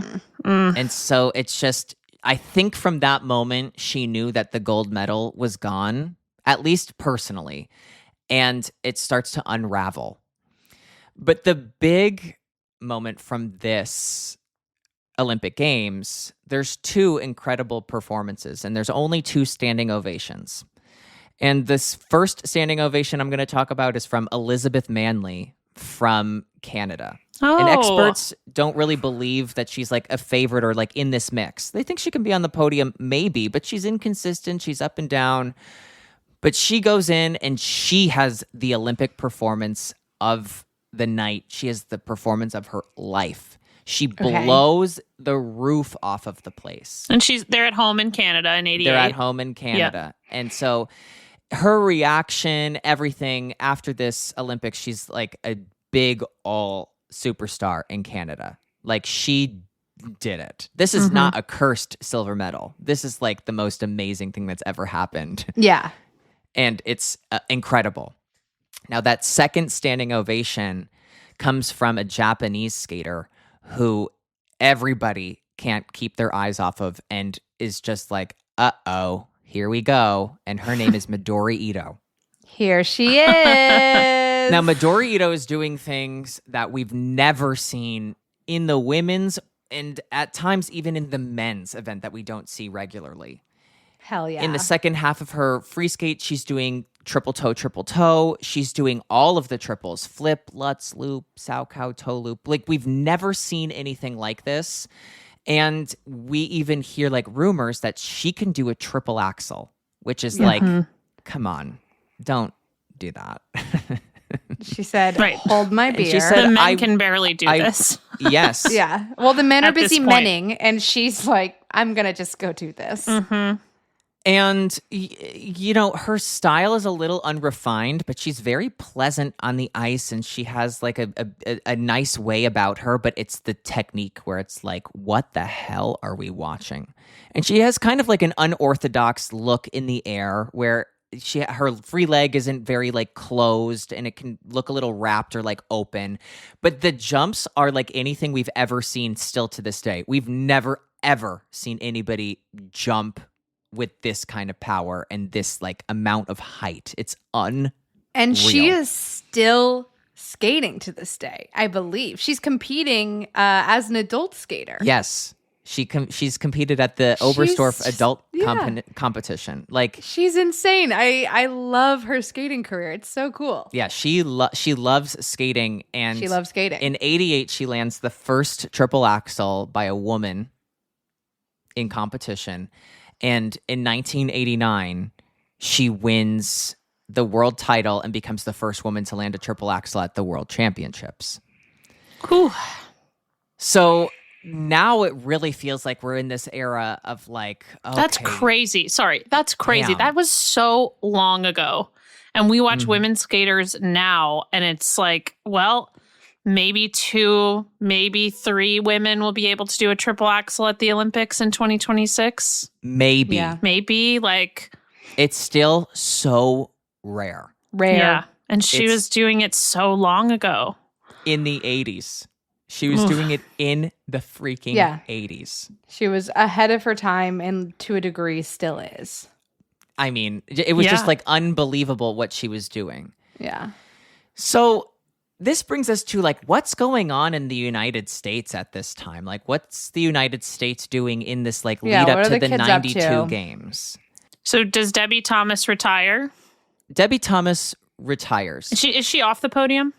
She's the bronze medalist at these 88 games. Okay, and Elizabeth Okay. Manley is silver. Yes. Now, something else, like some other incredible thing about Debbie Thomas is the first woman to like win the national title and the world title and to be in school full time since Tenley Albright. Tenley Albright was in school full time while she was And that was in the competing. 50s. and she won the Olympics in 56. Yeah. Yeah. And so Debbie Thomas goes on to be a doctor. Was she in med school at the Yes, time? Yes, she was in Okay. medical Yeah. school. Another fact about Debbie Thomas that we haven't even mentioned yet, it's that she is the first African American woman to win a U.S. national title and Olympic medal in figure skating.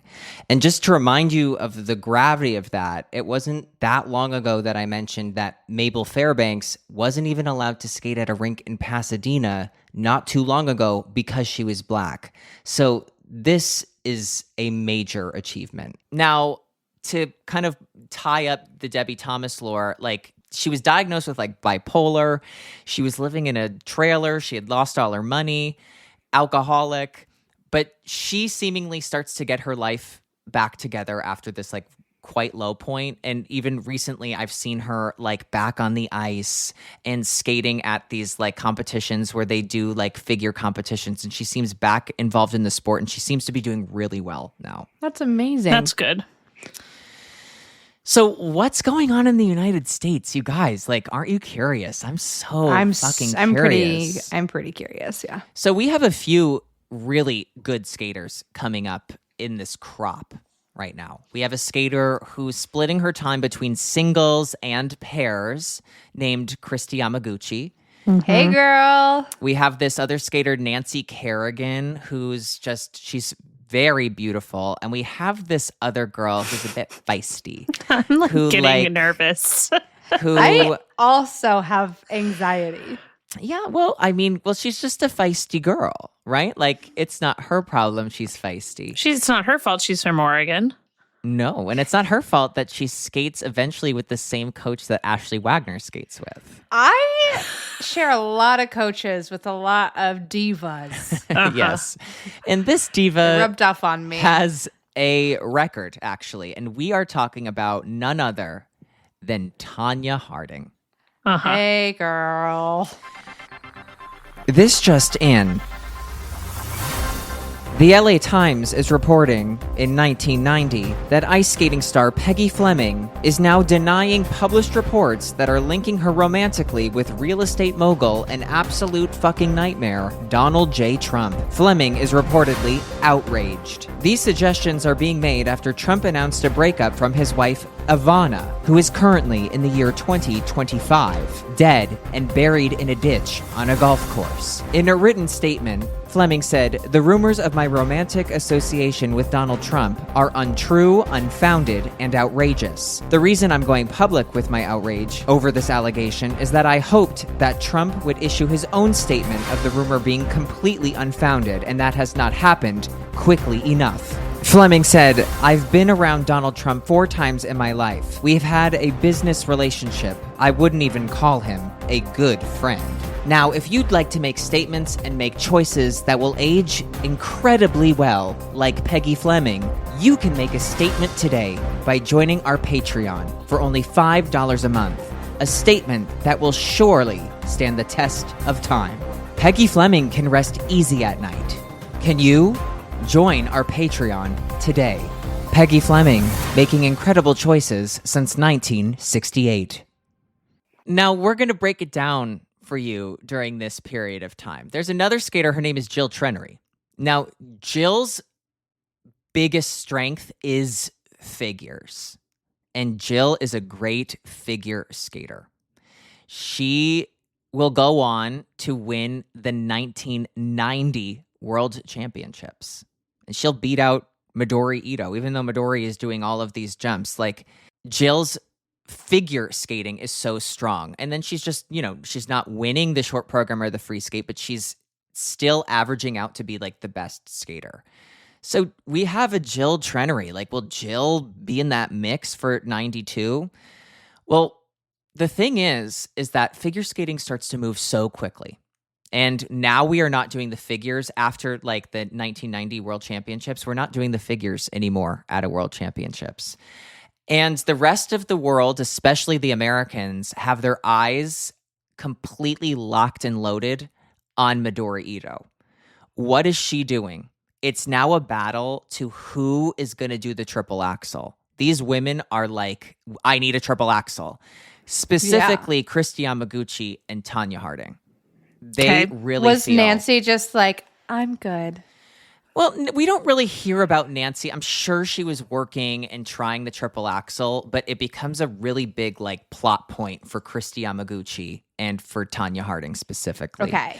Of who is going to do the triple axel, who can beat Midori Ito. Mm-hmm. Because nobody can jump like Midori Ito. And the one who's close, who jumps might look a little bit more beautiful, who might be a little bit bigger, is Tanya Harding. And so it's Tanya Harding who we really have our eyes on of like, she could do it. But we know that her life off of the ice is like so unstable. And that's not good. You need to be stable to be a champion, right? I mean, it's the mentality at this point. There are unstable people who become champions. Believe me, I know it. We've seen it. But so far, most of the champions have been stable. But also, it's really a new important. Breed of champion. A stable For from a the less stable. civilized age. From the stables. From Oregon. Now, in this era of like American women skating, it's really important that you present yourself as like the perfect American skater, that you're well packaged, that you're put together. And I'll say this, Nancy Kerrigan was not your beautiful ice princess out on the ice. Like, she did not have a style that was like, oh my God, she's a ballerina. She was Nancy Kerrigan? No. I feel like she, compared to Tanya, I feel like she was the like very beautiful. Okay. No. Oh, all right. Okay. I Keep do going. not believe that. Well, this is also, what I mean, I'm sure you'll get to this later, but I also feel like with the eventual drama that ensues between Tanya and Nancy, people mistakenly think Nancy is like this like rich girl who has all this money and whatever else. And she's also from a very blue collar background, similar to Tanya. The really interesting thing about Tanya and Nancy is that they're, one's background is more stable than the other, but they both come from these really working class families. Right. The biggest difference. I definitely was under the impression that Nancy's background was so much more upper class. Yeah. She comes across as the privileged one of the two. Yeah. But neither of them really were. Yeah. Okay. No. But what is the biggest difference? And the biggest difference is that Nancy looks like she could star on a soap opera. It's so true. She's beautiful. She's one of like the most gorgeous women in the world. She looks like an old Hollywood star from the 20s. Yeah, she does. Completely. Like, it's... Like, put her in black and white in a movie like a Casablanca. Yes, 100%. Like, she's just so stunning. And like on Classic camera, looking. even very Yeah. like on camera, it's just like, oh my God, she's so gorgeous. And she also dresses well. Like she has great packaging. Yeah, I'm thinking of her in like the white dress, but I guess Yeah. like you're right in the way she moves. Oh yeah. I'm just thinking of her style compared to Tanya, where Tanya, you're like, oh my God. Well, Have you seen dance before? well, you know what? I arguably will say to Nancy, the way that Nancy skates is very stiff and it's very Yeah. rigid. And she Yeah. skates to very like of the 90s music, like of the time. Sure. And she's skating Sure. to like songs that have like a dun da da dun da da pew with like laser sounds. Like she is like she's in a gorgeous Vera Wang dress and it's like pew pew bum ba dum ba dum bum dun dun dun dun dun pew pew and it's like and she's doing like straight arms. Like it's just like You need to stop. It just the fact that I feel like so many people have this idea of Nancy, even though the reality is what you're describing, is pretty privileged. That's what this is. Okay. it's pretty Here. privilege. I'm going to tell the two of you and the entire podcast something that's going to come to a surprise to no one. Okay. I don't think I've seen a single program of hers. Oh my God. Oh my God. I haven't sought it out. Now, I'm going to say something about Nancy because it does sound like I'm talking a bit of shit. But I'm just trying to paint the picture because she's also like quite athletic. She's like a very formidable competitor. But, we've talked about this like big choreographer before, Sandra Bezic, who worked with Brian Boitano to help him establish Yeah. his style. She's doing the same with Christy Yamaguchi. And, there's a part of us that feel like Christy Yamaguchi is a little bit behind the 8 ball because she's not getting closer to the triple axel. She can do some triples, which like keeps her competitive, and she's very polished, right? Well, she's also still training like for both singles and pairs with Rudy Galindo, who we talked about in the men's lore, Yes, right? and it's really not until like, Christy is right up there in the singles, but she decides that she needs to I need to lock it down. I mean, she's winning the national title and world medals as a pair skater. Okay? That's crazy. It is crazy. And so she needs to buckle down and focus, and she decides that she's going to pursue singles. Because I think that she feels at this point there's no way she's going to win the Olympic gold medal in pairs. So what can I win the Olympic gold medal in? She thinks that her best chance is in singles. Could you imagine being so talented as an athlete that you're like, what's my best bet for getting an Olympic medal? Like, I have to choose. No. No. No, that's crazy. Nope. So cool. And when you talk to her and like interact with her, she's just like so unassuming in that way as a Yes. person, which just makes her even cooler. Mm-hmm. So as we get closer and closer, we have this incredible moment in 1991. We're at the national championships. I was born. You were born there on the ice, center Yeah. ice. I was also born in 1991. I was born Also center ice. in 89. So I was born center ice when Midori Ito did the triple axel. Wow. I was born center ice when Tanya Harding was doing it. Uh-huh. And that's the Makes difference sense. between you and me. Oh, yeah. Yeah. No triple axles are present when I was born, and that explains a lot about my career. You were born in the off season Yeah. in May. Katerina Witt was posted up on the board smoking a cigarette. Uh-huh. So at the 1991 U.S. Championships, it's, this is quite exciting. We have 3 really strong girls. Jill Trenery's out with an injury. She's the reigning world champion, but she's out, okay? Oh, for a second, I thought because they took out figure, she's like, I'm fucking done. No, but like she quickly fades away and quickly like when she comes back to competition, it's evident to her where it's like, I'm going to retire. Because Yeah, it's evident okay. to her that like with the forward With movement. her strongest event gone. Yeah. Yes, because she's only Okay. doing Kinda 3 done. different triples. Like she's doing a flip, a Saukow, and a toe loop. And what a wild combination of triples to be doing. I mean, but like at this time, it's like it was not normal in the late 80s that a woman was doing all of them. Yeah. But then all of a but sudden you have Midori flips there. out. I think How Ashley's so? just saying those three don't really go together. No, they don't make any sense. Well, a lot of things don't make sense. Like, why isn't especially she in doing the a 80s. Sao Cow in a loop? Right. Doesn't She make didn't sense. like Okay. it. All right. All right. So in 91, it's this changing of the guard of like, these are our girls. Mm-hmm. This is amazing. 91, Tonya Harding goes out and she nails the triple axel. It's huge. This is at Nationals. This is at Nationals.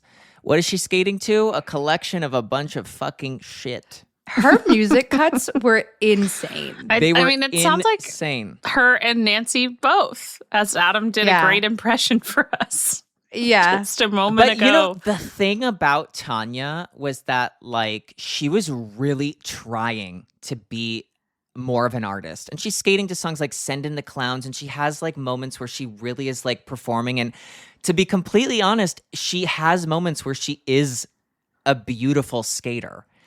But then lasers come in. Well, then she's skating to like her favorite like disco song from like a Zumba class, like at the See, end. but that's what I do appreciate about this era of skating is they're like, why not skate to all my favorite songs? Yeah. Right.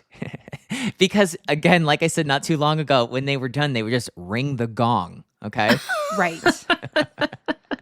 Well, it's like you were saying, Adam, that it used to be you're trying to show off that you can do a bunch of different things all in one program. And then it's around this time that it starts to shift towards like Sandra Bezek's style choreography of like, I'm going to tell one kind of complete story in a program. But this is only just starting to change now, right? Yes, in the 90s. And it's, Yeah. I think, Sandra Bezek who like pioneers this idea of like, now your performance is one complete thought. You're putting on a performance. You're not showcasing Right. your performance styles. But not everybody is like taking that route. And Yet. so, not yet. So, what happens at this championships? Tonya Harding comes away with the national title. Mm-hmm. Chris Yamaguchi is second. Nancy Kerrigan is third. So we head into the World Championships in 91, and it's like, okay, this is going to be a battle between who is the triple axel queen. Mm-hmm. So at this World Championships, we have a few iconic moments. And one of them is, now I'm going to bring up this French skater, and I'll bring her up a little bit later. Her name is Laetitia Hubert. And she crashes into Midori Ito. And they have this awful collision. So Midori is like somewhat like hurt from this crash. But she's okay. She's going to skate the short program. And Midori, on the first jump, a triple Lutz, she gets so close to the wall that she jumps, and it's where the camera is. So like the wall is cut out. So she gets so close to the wall that she lands the jump, and as her free leg is coming out, it whacks the side of the wall, and she falls out of the rink into the camera in the middle of the program. And nobody knows, like, oh my God, is she okay? Like, are And they also, gonna stop? what is the rule? Can she keep going? Can Right. she keep going? What's the deduction? Because she didn't fall on the jump. Like, nobody Right. knows what to do or if she'll continue. Well, what she does is she runs back out onto the ice and finishes the whole program. Yeah. This is a very famous video in skating. It's- It's like a meme. Yeah. You can tell that it's also just like an adrenaline fueled program at that point. Oh, yeah. Like, And yeah. it's She just, flew it's too like, close to the cameras. yeah. And it's an iconic moment of like, Yeah. of Midori Ito and in I mean, skating. I reference it all the time with my students. They have no idea what I'm talking about, but it's my way of being like, you're jumping too close to the boards. Like, please. You're gonna back fall out. off. Yeah. They have no idea. So she finishes Yeah, the you haven't seen program. the consequences of this. You're going to hit a camera and fall out of the rink. You're going to Yeah, have to you're- run. You're gonna lose the world title. So They're like, I'm 12. Midori finishes the program, and she goes over and she picks up like the wood chips from the side of the wall, and she apologizes to the cameraman. And for a lot of people, this solidifies as like, we're in love with Midori Ito. Like, she's so sweet. She's apologizing. Like, people can't It's also like this. the most Japanese thing I have ever heard. Yes. That is so like kind. But with Midori kind of out of the running in the short program, this is the golden opportunity for the Americans. Kristi Yamaguchi has this phenomenal clean skate. She's perfect. But Tanya Harding goes out and she nails the triple axel 10 times even better than she did at the national championships. But it's just a little too exciting for her. She can't believe it's happening. No. Yeah. And she starts to make some errors, some popped jumps. And it's just enough for the judges to go, well, Kristi is the most well put together skater. She skates the clean program. This is easily Kristi's world title. But this is the first time we see one nation sweep the podium. All One three nation American skaters. under God, indivisible. For now. For now. Now. It's one nation now. Now. Yeah. That Yeah, will we'll all do- change when there's a crowbar introduced in Detroit. Yes. Okay. So that podium is Kristi Yamaguchi is the world champion. Get it, Tanya girl. Harding is the world silver medalist. And Nancy Kerrigan is the world bronze medalist. Okay. Sweet. So this is the return of American dominance after a break since 76. Yes. But, we've had, those women up at the top, but like we couldn't break through that East German, Jutta Mueller. Wall. She's doing her students' hair. She's feeding them breakfast in bed. It was the You can't sausage diet that we couldn't figure compete out with. the kryptonite for that. yeah, it was the bratwurst. We had to tear for down the sure. Berlin Wall. Then wall, yes. Tear To beat down them. that wall, Mr. Mr. Gorbachev. Yes. And give us those sausages. The link to it all. So let's talk about the 92 Olympics, okay? Let's. As the skaters head into Albertville, we're watching the practices, and it's unfortunately quite obvious that Midori Ito is head and shoulders above everyone. In these practices, she's fucking killing it. She's doing triple axel, triple toes. She's doing Whoa. everything. Like, and not like triple axel, triple toe. I mean like triple axel, triple toe. Like, Yeah, I It's understand. Like solid as a rock. yeah, she has 2 triple axels in her free skate. She's Damn. not playing. She would be so around. competitive today. yes. 1,000,000%. She's not playing. She should around. come back. She should. has. She's at the adult competition in Yeah, she- Oberstdorf. Yeah, she's in Oberstdorf right now. And it's just, I mean, like, God, like, what are you going to do? Like, there's nothing you can do. But as time goes on, like, they get there quite early. Like, the women aren't towards the end of the games. And as time goes on, and the more time that Midori spends at the Olympics and training at the Olympics, you can see that she's starting to get tighter and tighter. And she starts to almost like essentially realize where she is and what's going on. And she's starting to feel the pressure in a way that I don't think she was when the adrenaline first hit her when she first got there. And there's a moment before the short program where people say this is what totally rattled her. There's a French skater who loves to push the boundaries, who's beautiful, who's different, who tells exotic stories about herself, of where she's from and her background. And she's eccentric and she's just, who is this girl? Her name is Syria Bonali from France. And before the short program, she does a backflip in the practice.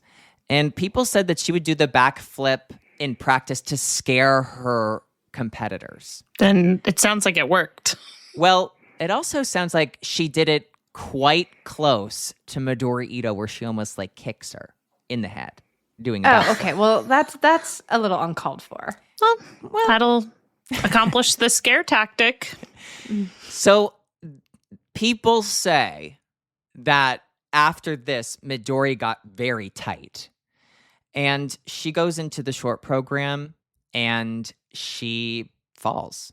And she's out of like the gold medal mix. After the short program, we have Christy Yamaguchi, who is squeaky clean, and Nancy Kerrigan right after her. So it does feel like, okay, there the Americans are. Tonya Harding's out of the mix. She didn't skate perfectly. Now, people say about Tonya Harding, Nancy Kerrigan's coaches specifically, that if Tanya's in shape, she's the scariest competitor in the world. There's nobody like her. There's nobody we're more afraid of. But when she's not in shape, she's really not in shape. Because in this season, to get ready for the Olympics, Tonya Harding will land a triple axel in the short program at the Skate America in the Olympic season. And so she'll land another one in the free skate. Like Tonya Harding becomes the first woman to land a triple axel in combination, the first woman to land 2 triple axels across one event. She's seemingly like totally focused, but these will be the last triple axels she'll ever do in competition. Damn. Sad. So she's out of the medal mix right now. And the way that the draw is for the free skate in this 92 games is that Christy has to skate towards the beginning of this warm-up. So she has to just go out and see how it goes. And she knows... Isn't there is this the year where they did a fluff piece of Christy, like with Sandra picking out her music in her living room?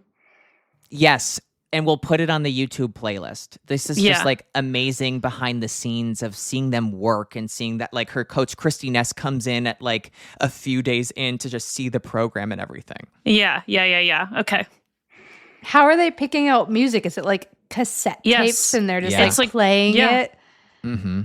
She's like in her living room and has tapes and is playing them and they're listening and talking about it. Oh, it's just, God. I mean, it's like, and this is where you get to see like the behind the scenes of like how important the crafting of these programs was. Mm-hmm. And it was just like, they were taking it so seriously. And Christy goes out and the jump that she struggles with the most is the triple sow cow. And it's at the very end. So it's just one of those things where it's just like, it's one of the easier triples, but it's one that she just does not like. Same girl. So she opens the program, beautiful triplets, triple toe. Beautiful. Solid as a rock, clean as a whistle. We get to the triple loop in the middle, and she like puts her foot down and like lands basically like in a squat. And so she makes a mistake. And at this point, you got to be clean. Don't risk it. Double sow cow. I think when she was heading into this games, she knew that the 94 games were only 2 years away, and just so much attention and expectation was put on Midori Ito. And it was just like, this is Midori's gold. But Midori, as soon as like the competition had started, was just out of it. Like she just was not as aggressive and present as she was when she first arrived at these games in Albertville. And so she goes out and she starts the program and she falls on that opening triple axel. And it's like, God, it's annoying as a viewer to be like, ugh, this is the woman who like started it all. Like she deserves to be the first, right? Right. So maybe about 3 minutes into the program, I think this is where she had like all right, let's go. Let's change the tune of this games. 3 minutes in, she starts hauling ass around the rink. And she lands the first triple axel by a woman in Olympic competition. And she just does it impromptu. Yes. She adds it in. She's like, I gotta do this. That's because she feels like she needs to do this. That's so hard to do. It's amazing. It's amazing. And it's like, what makes this triple axel even better is that she threw it in. Like, it towards the end. Like, it's unbelievable. Your legs are dead. So, this program is good, but it's not better than Christy. And so Christy, like I said, had to skate towards the beginning. And it just, she did not think that she skated well enough to win the gold. But at the end of the night, Nancy isn't perfect either. She goes out and the competition's over and they're like, Christy, you won. And she's like, what? She's shocked that she wins the gold medal because it's not the program that she wanted to do. It's just it's not the way that she envisioned it. It's not the moment. So it's been a really long 4 years for Midori Ito. She retires. And Christy Yamaguchi, she's won the Olympic Games, and the pro circuit is really starting to take off. There's a lot of opportunities for skaters to make a lot of money, and she retires. But this means that Nancy is going to, or should at least, step into that next chapter of being the leading American woman. Yeah. And Christy, since we're at her retirement, goes on to be obviously a great show skater for many years, but also remains a very beloved ambassador for the sport within U.S. figure skating, who's very involved, who goes to events to this day, and everybody loves her and knows her. Yes. She's the best. Yeah. She's universally beloved. Loved. Mm-hmm. Now, okay, so I brought up a French skater, Cecelia Bonelli. Now, Cecelia had this incredibly and avant-garde look to her. The costumes are pieces of art. They're beautiful. Yeah. They're bright. They're colorful. They have structure to them. She's costuming herself in a way that other people aren't. And she's this Black woman from France. She has a look that's so different from everybody else. There aren't tights that are her shade. So she doesn't wear tights. She puts on a little Vaseline and she heads out there and That's so badass. And when you think about people who can't skate without gloves, I'm like, fuck you. She skated without tights. Now, she has such a funny story where she's adopted by this woman, Suzanne Bonelli. And Suzanne is her coach. Ask me the background Suzanne has in figure skating. None. Yes, exactly. That makes so much sense. And that makes perfect sense. Syria wants to challenge what's happening technically. So she, in this Albertville Games, tries a quadruple toe loop. And she stands up on it, but it's severely cheated. And, as soon as she lands it, she's so excited. She hops skating forward, she trips and she falls. Yep. And she also has this look where it's she has this giant long ponytail that's 19 inches. It's a huge thick braid that goes all the way down to fabulous. And so she has this truly this look to her. And everything about her is weird and different. And I say this in a good way and in a bad way. Because one, that her mom refuses to back down and have her be coached. And is always seemingly she knows better and she's telling Syria what to go out there and do. And so Syria's trying to push the boundaries technically, but her skating is very unrefined. And I say this because she wasn't skating with a coach. She had coaches involved with her team, but her mom was calling the shots. And like I said, has no background in skating. So her skating quality is very weak, but the girl can perform the hell out of a program. And True. She can stand in place and just people are captivated by what she does. But the jump technique is weird. And the jumps are not all the way around. She'll stand up on them, but she'll try triples and both will be a half turn under rotated. But she's standing up, right? And she's trying things. So she becomes very competitive.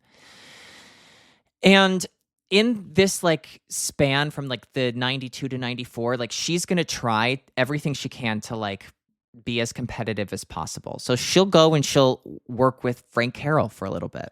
And she actually likes working with Frank Carroll a lot. And he does some things it's because he's a skating coach. Yes. And her first. Frank talks about I think what really helped their relationship is that Suzanne didn't speak English. And so there was a language barrier between Surya's mother and Frank Carroll. Right. And so Frank is like, your mom has no idea what she's doing, right? Right. And she could say that too. I mean, who knows what he was saying, but this language barrier helped Frank be able to really coach her and tell her things. Without interference. Yeah. Yes. That's a really interesting point. And I think Surya's mother liked this, but the French Federation did not. They did not want their skaters to train abroad. They wanted their skaters to train at home with their parents. Yes. Who didn't have a figure skating background. No. It was when the US had been so dominant. You'd think, but it just was not what they wanted. This is an old school mentality. They're not the only ones. We talked in the dance lore about, and in the men's lore, right? About when Yagudin went over to America, the Russian Federation did not like that and didn't the only competition he didn't win that whole year was Russian Nationals. And it was the same with the Russian dancers. We talked about how they were training in the US and eventually Russia kind of draws them all back. They want them at home.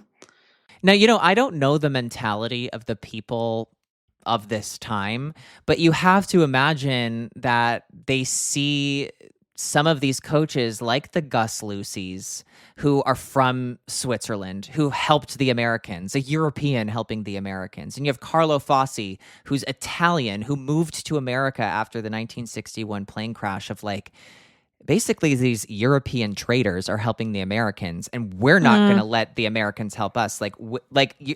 Figure skating is a European sport. We're going to take it back. Is what I could assume the mentality is of why wouldn't they let the skaters go to the best coaches in the world? Right. Yeah. But it's this we must be better and we don't need their help. But Surya's not allowed to train in the United States. So she actually only does 2 1-month stints in the United States. But she finds them incredibly helpful because Frank Carroll opens her eyes to, listen, maybe you have to get rid of the 19-inch ponytail and you have to have a more conservative look to you. And you should really focus on the quality of your edges and skating quality, because that's what's going to help you win these people over. And so she's like, okay, you know what? For somebody who doesn't like to play by the rules, I'm going to play by the rules. Hey, maybe don't do that backflip in the practices. Maybe you got to be a little bit more like what they're expecting, and that's going to help you in the end. And it does. I mean, she starts to have more worldwide appeal, worldwide judging appeal. Okay, let's say that. So in 1993, Surya Bonale is European champion, and she's the silver medalist at the World Championships. Now, there's 2 other skaters to kind of mention. We'll get to them in a little bit. In 1992, at the World Championships after the Olympic Games, there's a Chinese skater, Chen Liu, who wins the bronze medal, and it's the first medal in figure skating at the World Championships by a Chinese skater. When we head into 1993, this is Nancy Kerrigan's title to win or lose. And because we have this 2-year gap between the Olympic Games, this World Championships that's right after the Olympics is also the World Championships that's right before the next Olympic Games. Right. So post-Olympic Kerrigan, and pre-Olympic worlds. all at once. Can you imagine? No.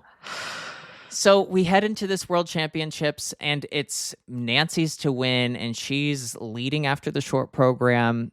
After the short program, she is absolutely set up to win, and she has the worst free skate. Awful. She's off the podium bad. Now, who's on this podium? Let's just talk about who's on this podium. Like I mentioned, Surya Bonale, she wins her first world medal. She's starting to really establish herself as a major international threat.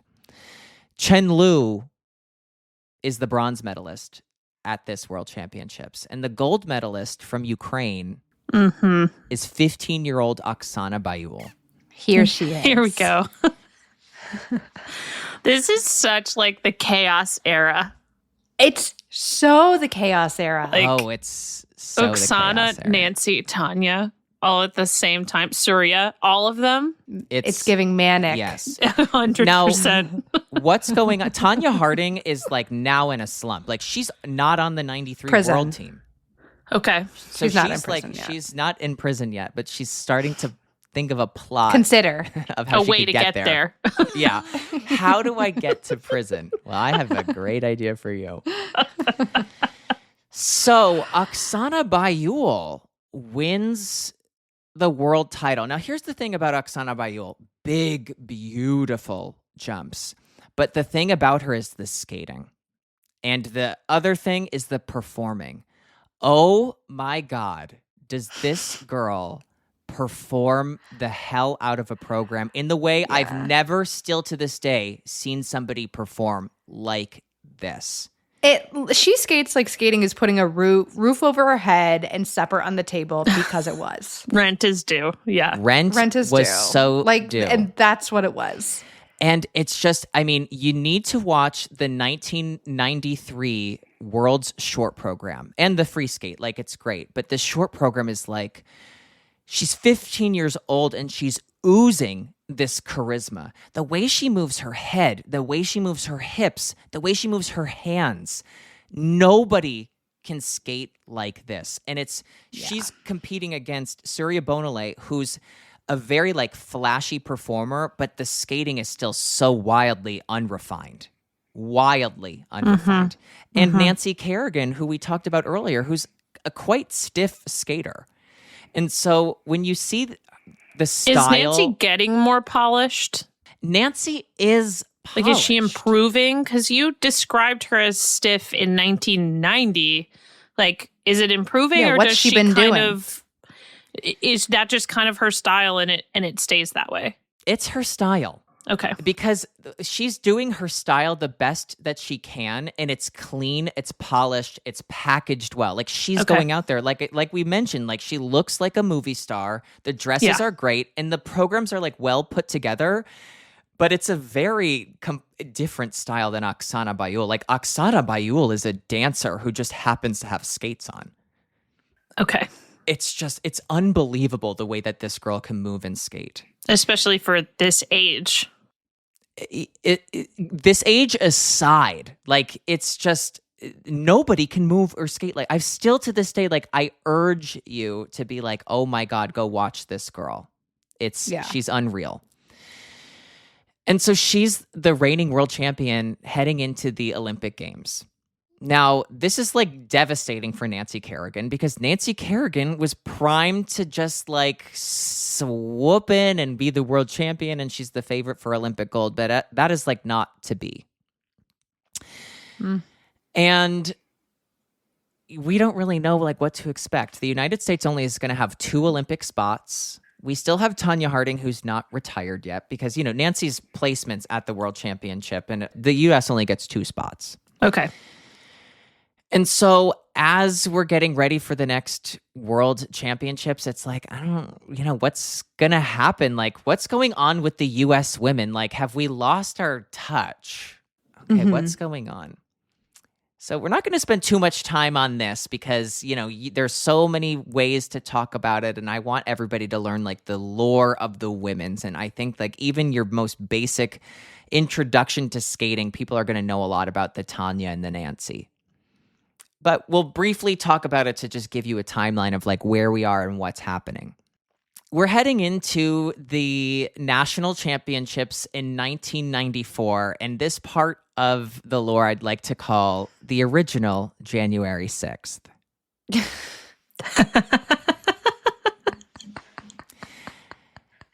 So Tanya Harding is starting to kind of pull herself together. Yeah. But that's not enough because as some of you may know, she had her henchmen or was involved or didn't know or whatever.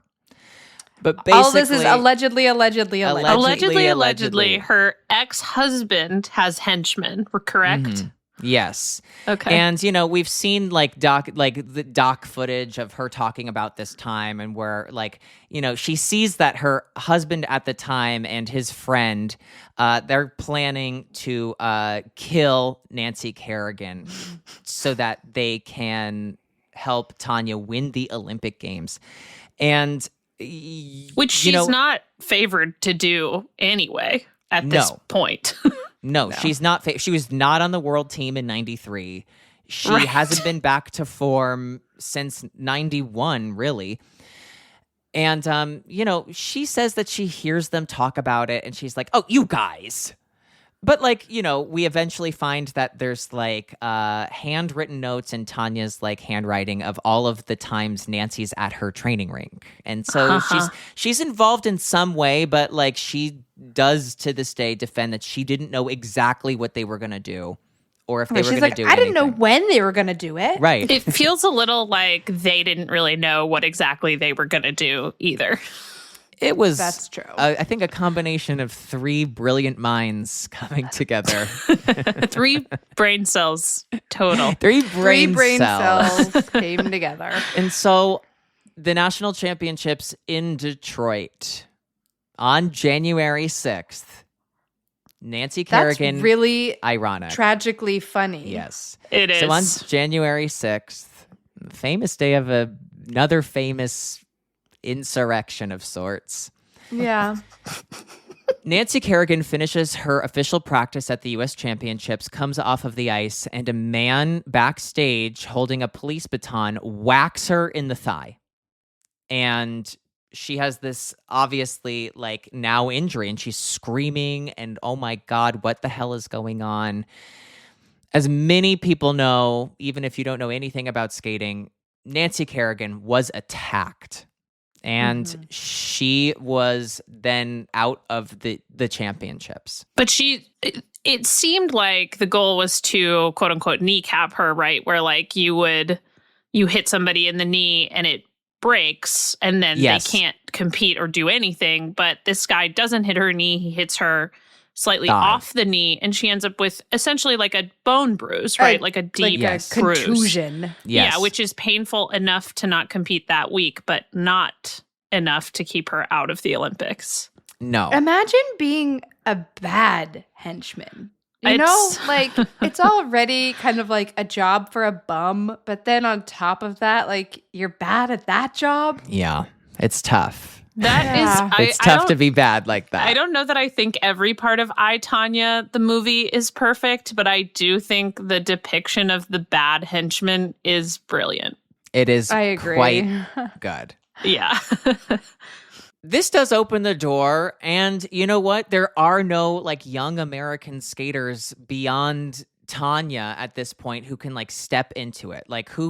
Tanya wins the national championship in 1994, and behind her is a very young Michelle Kwan. And Michelle Kwan is named the alternate, and unanimously Nancy Kerrigan is added to the Olympic team. I don't think I realized Michelle Kwan was the alternate for this Olympic team. Could you imagine a baby Michelle Kwan being like, what the fuck is going on? Yeah. Like these two girls.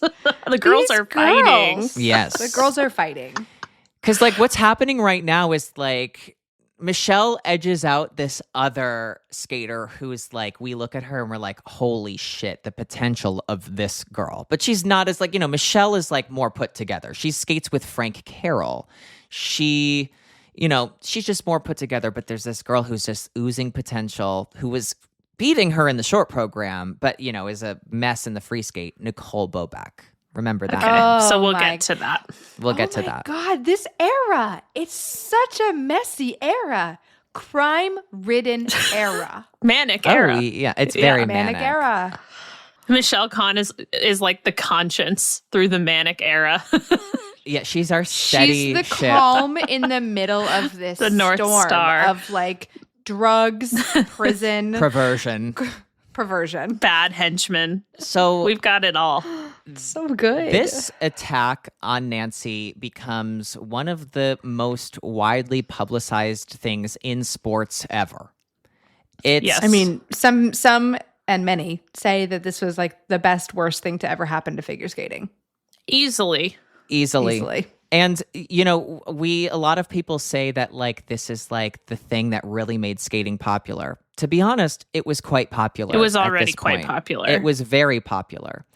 And, you know, why was skating on TV and why did the boom of this, you know, horrible attack turn into something so crazy? Well, it's the perfect storm of everything. We'll get to the 94 games in just a second, but right after this Olympics, you know, this women's free skate is like one of the most watched sporting events and television events of all time. It's like the viewership And is out of remains this so. world and Yes. remains. Yes. Now, at the time, ABC had just lost their rights to football and they needed something to replace football.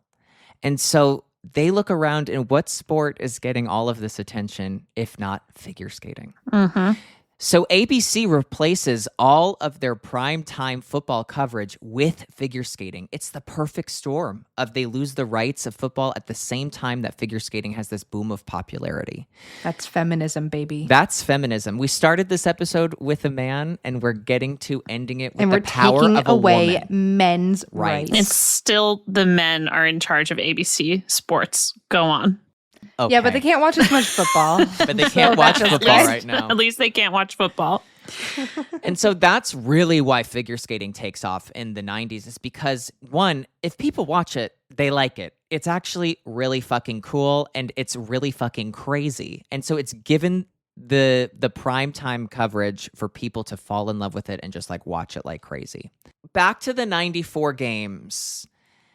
It's this, like you said, Ashley, it's the best and worst thing that's happened to skating, but it's also the best and worst thing that's happened to Nancy. Because Nancy goes home Totally. and she trains like a motherfucker. She's in the best shape of her life. She's so focused. She's so prepared. She's so ready. And everyone feels bad for her. And everybody is on her side. That is the best position. to Everyone's be on her in. side. Yeah. And it's almost perfect for her because she heads into this as an underdog, even if she's the favorite. Because in her like skating world mind, she's having to redeem herself from her abysmal world championship performance. Right. And can she beat some random teenager from some random country? Yeah, she can do that. All she needs to do is skate. That's what everybody is telling her to do. All she needs to do is skate. Can you remind us, Adam, the timeline? So January 6th is the attack. The national championships happen. When is it? It's not till after the fact at some point that Tanya's involvement starts to come to light. But is it between nationals and the Olympics? It is, right? It's between nationals and the Olympics that we begin to suspect that Tanya had some sort of involvement. And so right. it's but she gets her moment at nationals without any of that, where it's just like, wow, Nancy was attacked by some random person. And Absolutely. so Tanya wins and it's normal and everything's good. The Olympic team gets named.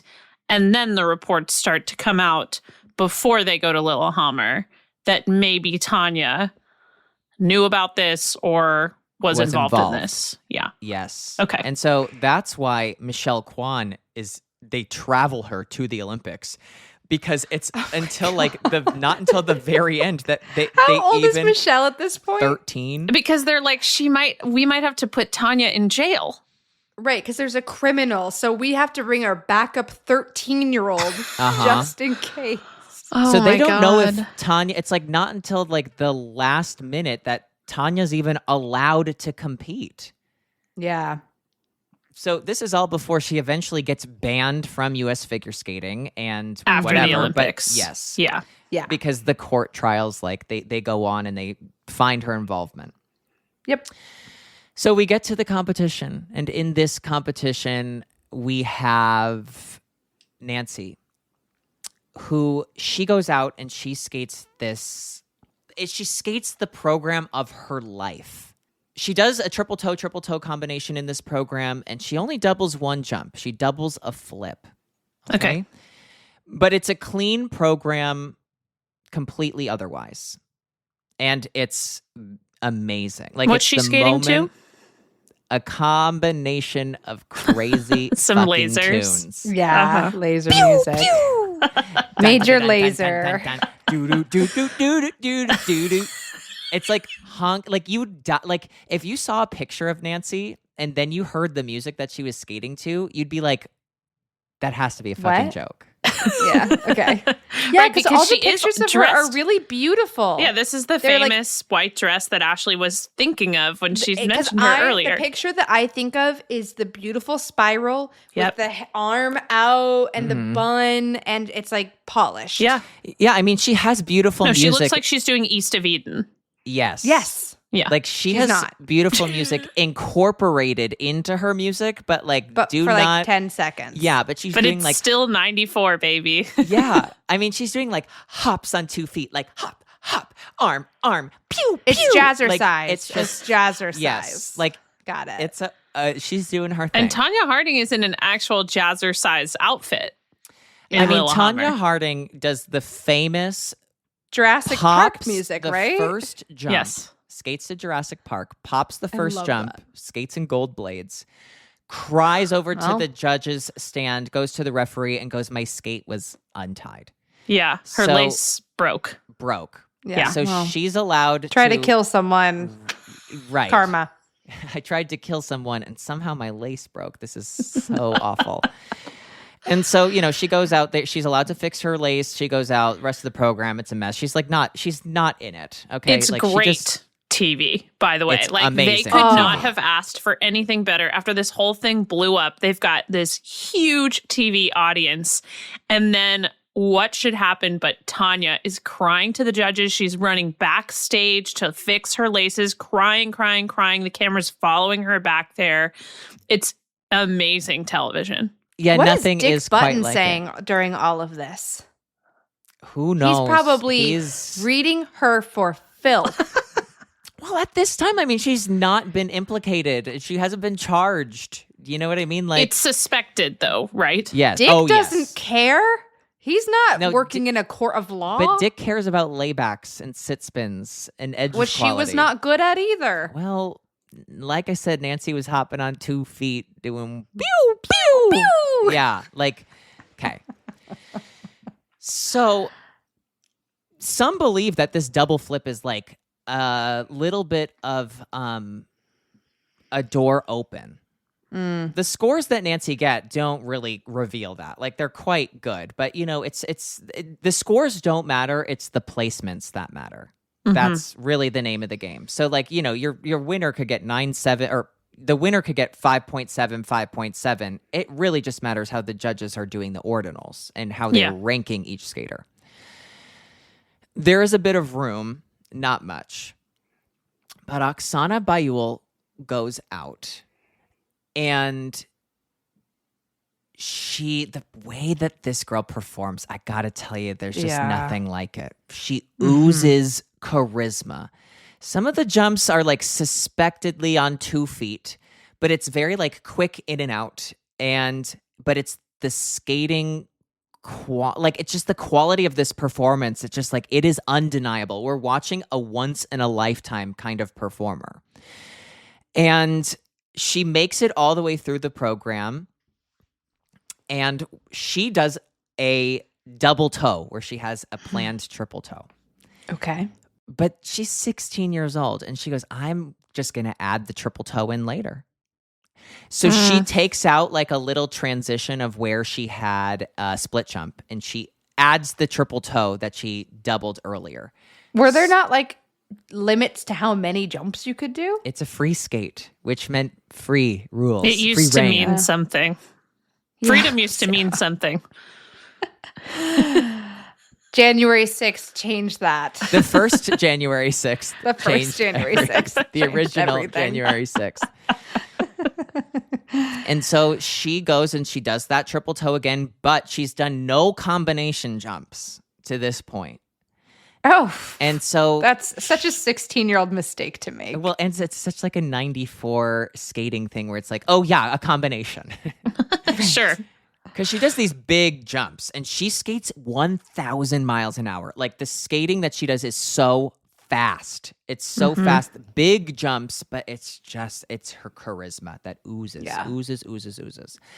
And so she does getting into like the last element, which at the World Championship, she's repeating the program that she did to win the Worlds in 93. Was just like, it was a butterfly into a spin.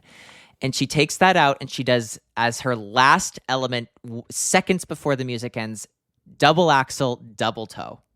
So she does her combination jump that was required for her to do. Ta-da. She does a full set of triples. She does the Lutz, the flip, the loop, the Saukow, the toe loop. So that's the impression that she left, that Nancy doubled that flip. I mean, if we were to do this program today, I think that Nancy would have won because of what she did technically.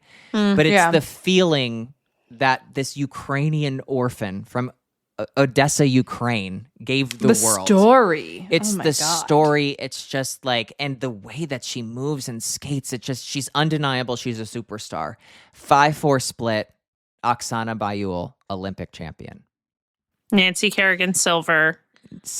Chen Liu, bronze. Liu, bronze. Yes. Okay. First Olympic medal for China. Tanya at the Harding, Olympic Games. Like 6th or 8th? Okay, yeah, 8th. She's, all the way heading right back to court. Okay? She's going right back to court. Now, like at this point, because of everything that was going on, like I said, like Nancy and Tanya weren't that different, right? Like they were both from working class families. They're both, girls that are a little rough around the edges when we really like look at it.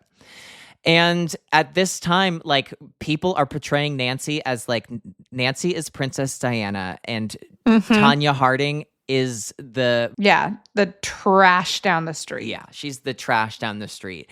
And they're scrambling for this podium they're scrambling to find the Ukrainian national anthem. They cannot find it anywhere. And people are asking like, what's going on? Because Oksana isn't around either. And somebody mistakenly says that Oksana can't stop crying. And on a hot mic, she says something along the lines of, I mean, she's just going to cry it off anyway. Like, come on, which does not really go over well. Doesn't go over well. Now, after these Olympic Games, Nancy has another pretty high profile hot mic moment where she had signed this $2 million contract with Disney. And so she goes to Disney World and on a hot mic, she turns about this. to Mickey Mouse and says, I hate this. This is the dumbest thing I've ever done. And people don't love this. She's on like a float, right? Doing a parade. Yeah. Yeah. And, she goes... People really love Mickey Mouse. They love Disney. They love Disney. Can't shit on Disney. No. Especially when you're cosplaying as a Disney princess. Especially if you're being paid $2 million to be on a float. Right. I don't fucking care. You shut up and you smile. Yeah. She says that this is taken out of context, that she's talking about like having to wear her Olympic medal. That like she says that, she was brought up not to like flaunt her achievements. And that's what she's talking about. Sure, because Jam. she says, I mean, who can have a problem with Mickey Mouse? This. Oh my God. Whatever. But so like, this is like, it's the classic story of they build her up to tear her down, right? Yeah, of course. Which is like what people love to do with like successful women. Yes. And so, this a lot of popularity for everybody. And I want to end this lore in 1998. So we're going to get there quickly. Okay. Okay. So as we're getting ready, this is like so it's 94 is sort of the end, though, career-wise for Nancy and for Tanya. Yes. Well, it's the beginning of a different career for Tanya. A career of crime. Yes. No, she doesn't actually go to prison for this. Time. No, she doesn't. We joke, but she she's gets banned by U.S. figure skating for life. And she pleads guilty for obstruction. Right. Yeah. For like not telling the truth or whatever it was during the investigation. The truth or whatever is how she framed it. Right. I also think that's how it's I'm framing it. Yeah. because I don't know I for know sure. I know that we're getting some people that aren't necessarily coming from the skating background, and I know that Tanya was such a huge hit, and it made a lot of people see Tanya's perspective, and like even for me, saw Tanya's perspective, and like really made me feel for her. The feeling that I think the skating community has towards Tanya, like I feel like we were all very much like, what Tanya did was wrong. There is not like space for Tanya in the skating community. I don't know. What would you say? I mean, Adam? It's she's just kind our- of like she's just like she's forbidden. It's like, I mean, very she's our boogeyman. interesting. She's our boogeyman. You don't talk Yeah. about her. You never bring her up. She's not invited here. She's not welcome Yep. back. And I think that like I've never seen her in person. The first time I've ever heard of anyone interacting with her was when you went on Dancing with the Stars and she was on Dancing with the I Stars. was just with you. about to And say, I've seen her in person because I went to see Adam perform on Dancing with the Yeah. Stars once. yeah, that's and I mean, truly the only reason. it was She's like not anywhere seeing, to be found. It was like Yeah. seeing the boogeyman. I like Yeah. couldn't believe, and at this time it was like right after I, Tanya, where everyone's like, she was wronged, and like in our sporting Well, community, everyone also was like, Tanya does a lot with like her abusive relationship with her mother and just like, yeah. So everybody is feeling bad for her yes, in a way that the skating community never really did. yeah. I mean, we see her story with more nuance now, Yeah. right? Totally. But we also Totally. still see it as somebody who tried to murder one of her competitors. So Right. she still tried to fucking kill somebody. Allegedly. Allegedly. So, like I said, I didn't want to spend too much time on the Tanya Nancy, but just to like paint the picture of it a little bit, because I want to go back to the 94 season. So in this 94 season, Surya Bonale had this chance to be on the Olympic podium and made some mistakes, but as we get into the World Championships, she feels like she's a favorite to win. Another skater at that Olympic Games who skated quite well was a Japanese skater, Yuka Sato. And these World Championships, Yuka! post-Olympic Games, are in Japan, in Chiba. And as we head into the free skate, Yuka Sato is leading after the short program. Surya Bonale in second place. Surya Bonale goes out. She's the second to last skater. Yuka Sato is the last. You can't write a better story. Surya Bonale goes out, and this is after she's worked with Frank Carroll, and she's polished up her skating, and it is better. She has improved. But when I say she like hops and like shuffles her feet together, like not even really doing crossovers, she'll do a few crossovers and a lot of like gather. Like she's not doing real skating into these jumps. She's gaining speed, and then she will truly like do nothing, gliding down the ice, preparing for these long entrances into jumps. Huge, like severe breaks in choreography. Mm-hmm. And the jumps aren't all clean. And she makes some slight errors with under rotations and hands down, but she goes after it. She tries triples in like close to the very end of her program. She's going for broke. Well, the last skater, who unfortunately for Surya Bonale is iconically one of the most beautiful figure skaters of all time, is Yuka Sato in Japan. Yeah. And, so true. Surya, like I said, is this incredible performer, but to get the job done, these breaks in choreography really do kind of disrupt the performance. And so Yuka goes out and she has this incredible skate. She doubles one of her triples, but she lands the flip. She lands the lutz. She does the loops. She does the saukaus, and the way that she skates is unbelievable. And it's a huge contrast from Surya Bonale. She has beautiful spins, while Surya had just gone out there and like hobbled out of some of her spins. Like, it's not clean skating. It's sloppy. And then you have Yuka Sato go out there and she blows the roof off. It's unbelievable the way that she skated at home. The crowd is going crazy. And the last Japanese skater to win a world championship was Midori Ito, who they pan over to her and she's commentating on Yuka Sato. And it's that's just so cool. everybody can feel the excitement. Yeah. The scores come out, and it is a nail biter. It's fucking close. Yuka Sato, 5-4 split, world champion. Okay. Surya Bonale is pissed. Yep. Yeah. She's pissed.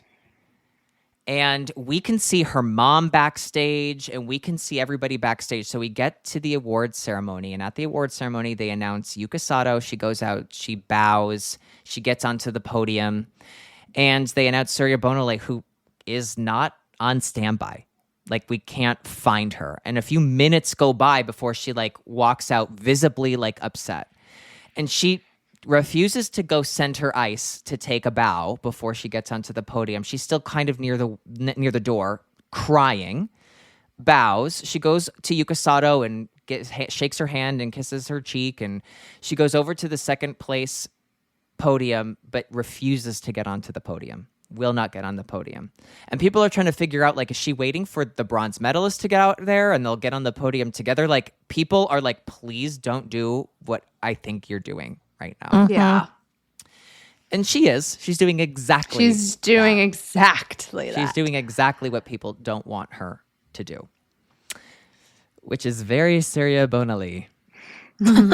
So the bronze medalist gets out and they shake hands.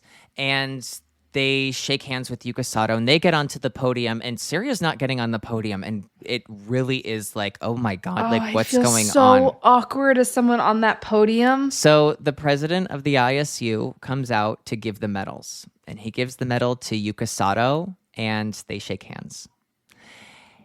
They walk over to Surya Bonale and point to the podium. Get on the podium. She shakes her head. No, I'm not going to get on the podium. So he's like, okay. So he goes over to her and he puts the silver medal on her neck and goes to shake her hand. And like, man, this made me uncomfortable. Manhandles her, like moves her up onto the podium. What? Oh, I don't So like kind that of either. like as he's shaking her hand, like moves her up, like jerks her up onto the podium. I don't like that. I don't This like is that. a I don't like mess that. from everyone. And as soon as she gets up onto the podium, she takes the medal from around her neck and takes it off. And she just holds it in her hand. And the crowd boos and hisses. This is a mess. Boo, boo, boo. It's awful. That sucks for Yuka. Like, this is that sucks it's for her Yuka. incredibly moment. uncomfortable. And it's just, I mean, it's very, very uncomfortable all around. They play the national anthem. She stays on the podium, but holding the medal in her hand. She gets off, and the reporters bombard her. They bombard her. Trophy Eric bombard her. Trophy Eric bombard her. And they go, do you think that you should have won? Like, why were you doing that? And she struggles to get the English together, but she's like, it's not right. It's not my right place, so I don't want to accept it. And they ask her immediately, are you going to retire? And she's like, I don't know. And they're like, did your mom tell you not to do that? And she goes, no, it was all me. Like, it's me. I didn't belong on that step of the podium. Like, it was not me.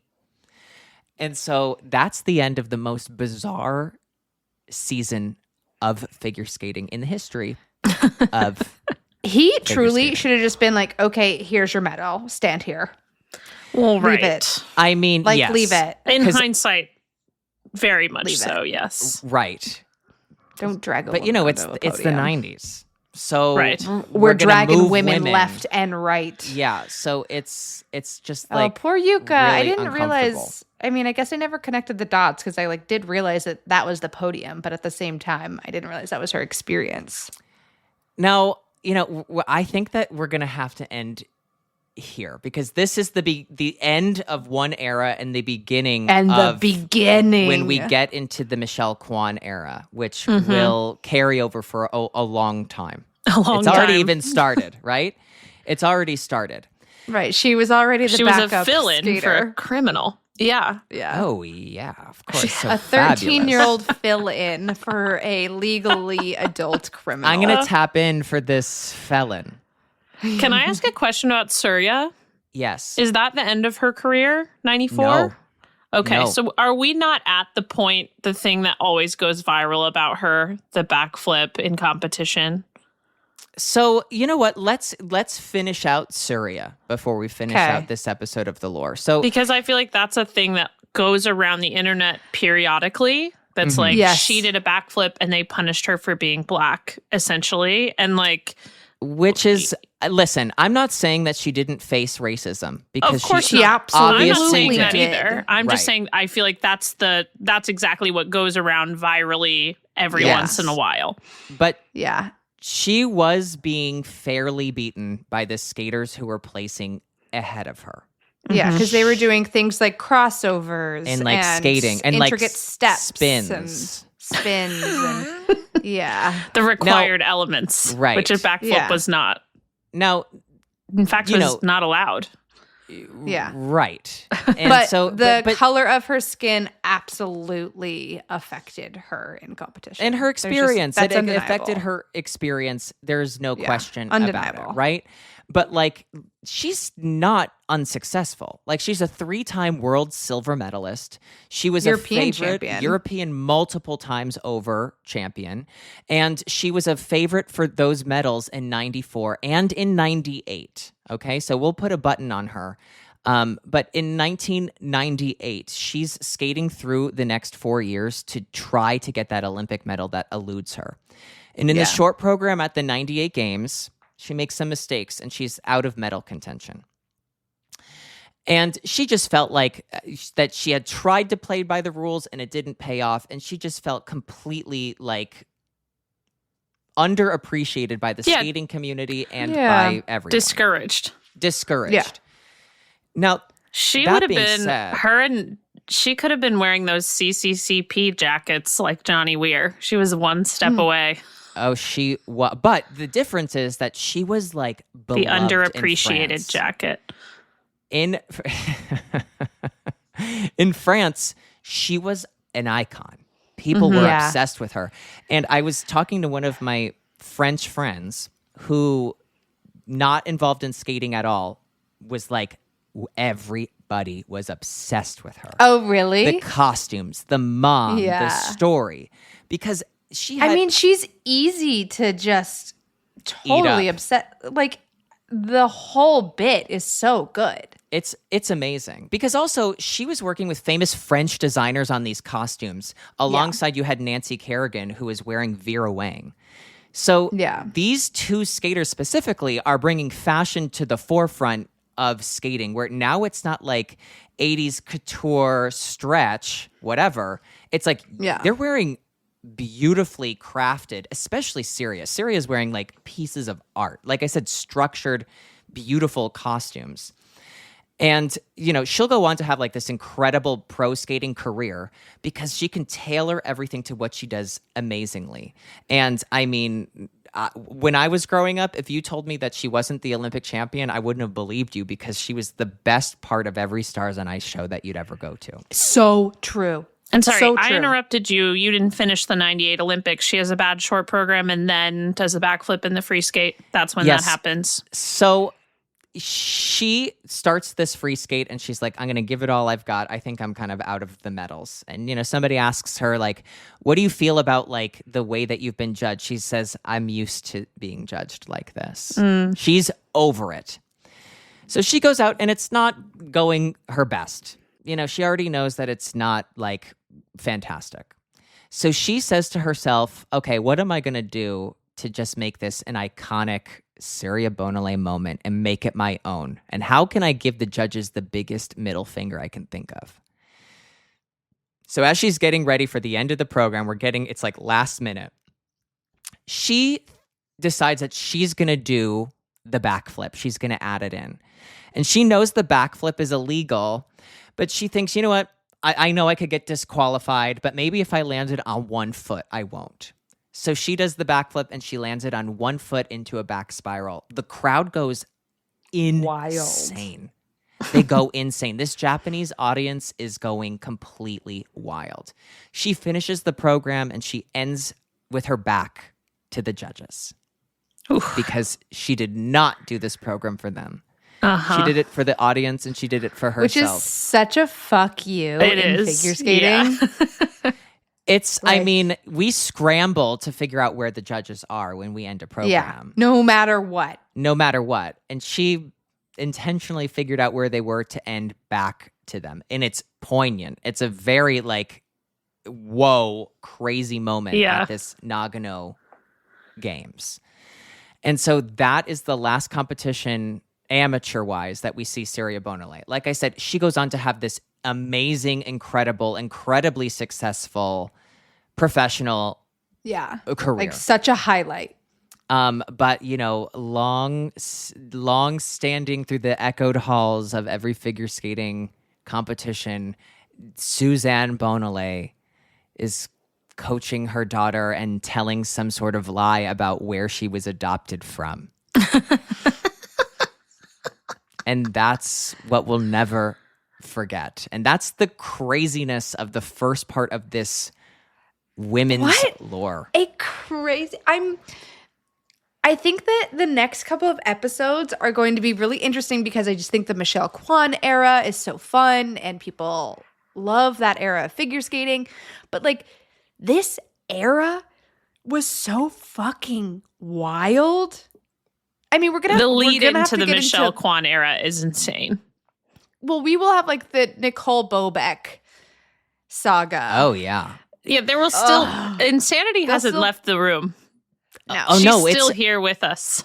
ever present in the room. Actually, In women's skating, it is actually ever present forever. It's just funny to hear this because when I was like in the thick of the Gracie rivalry, I'm like, this is so intense, so wild. And I hear this and like looking back now, I'm like, oh my God, that was like a drop in the bucket. That was nothing.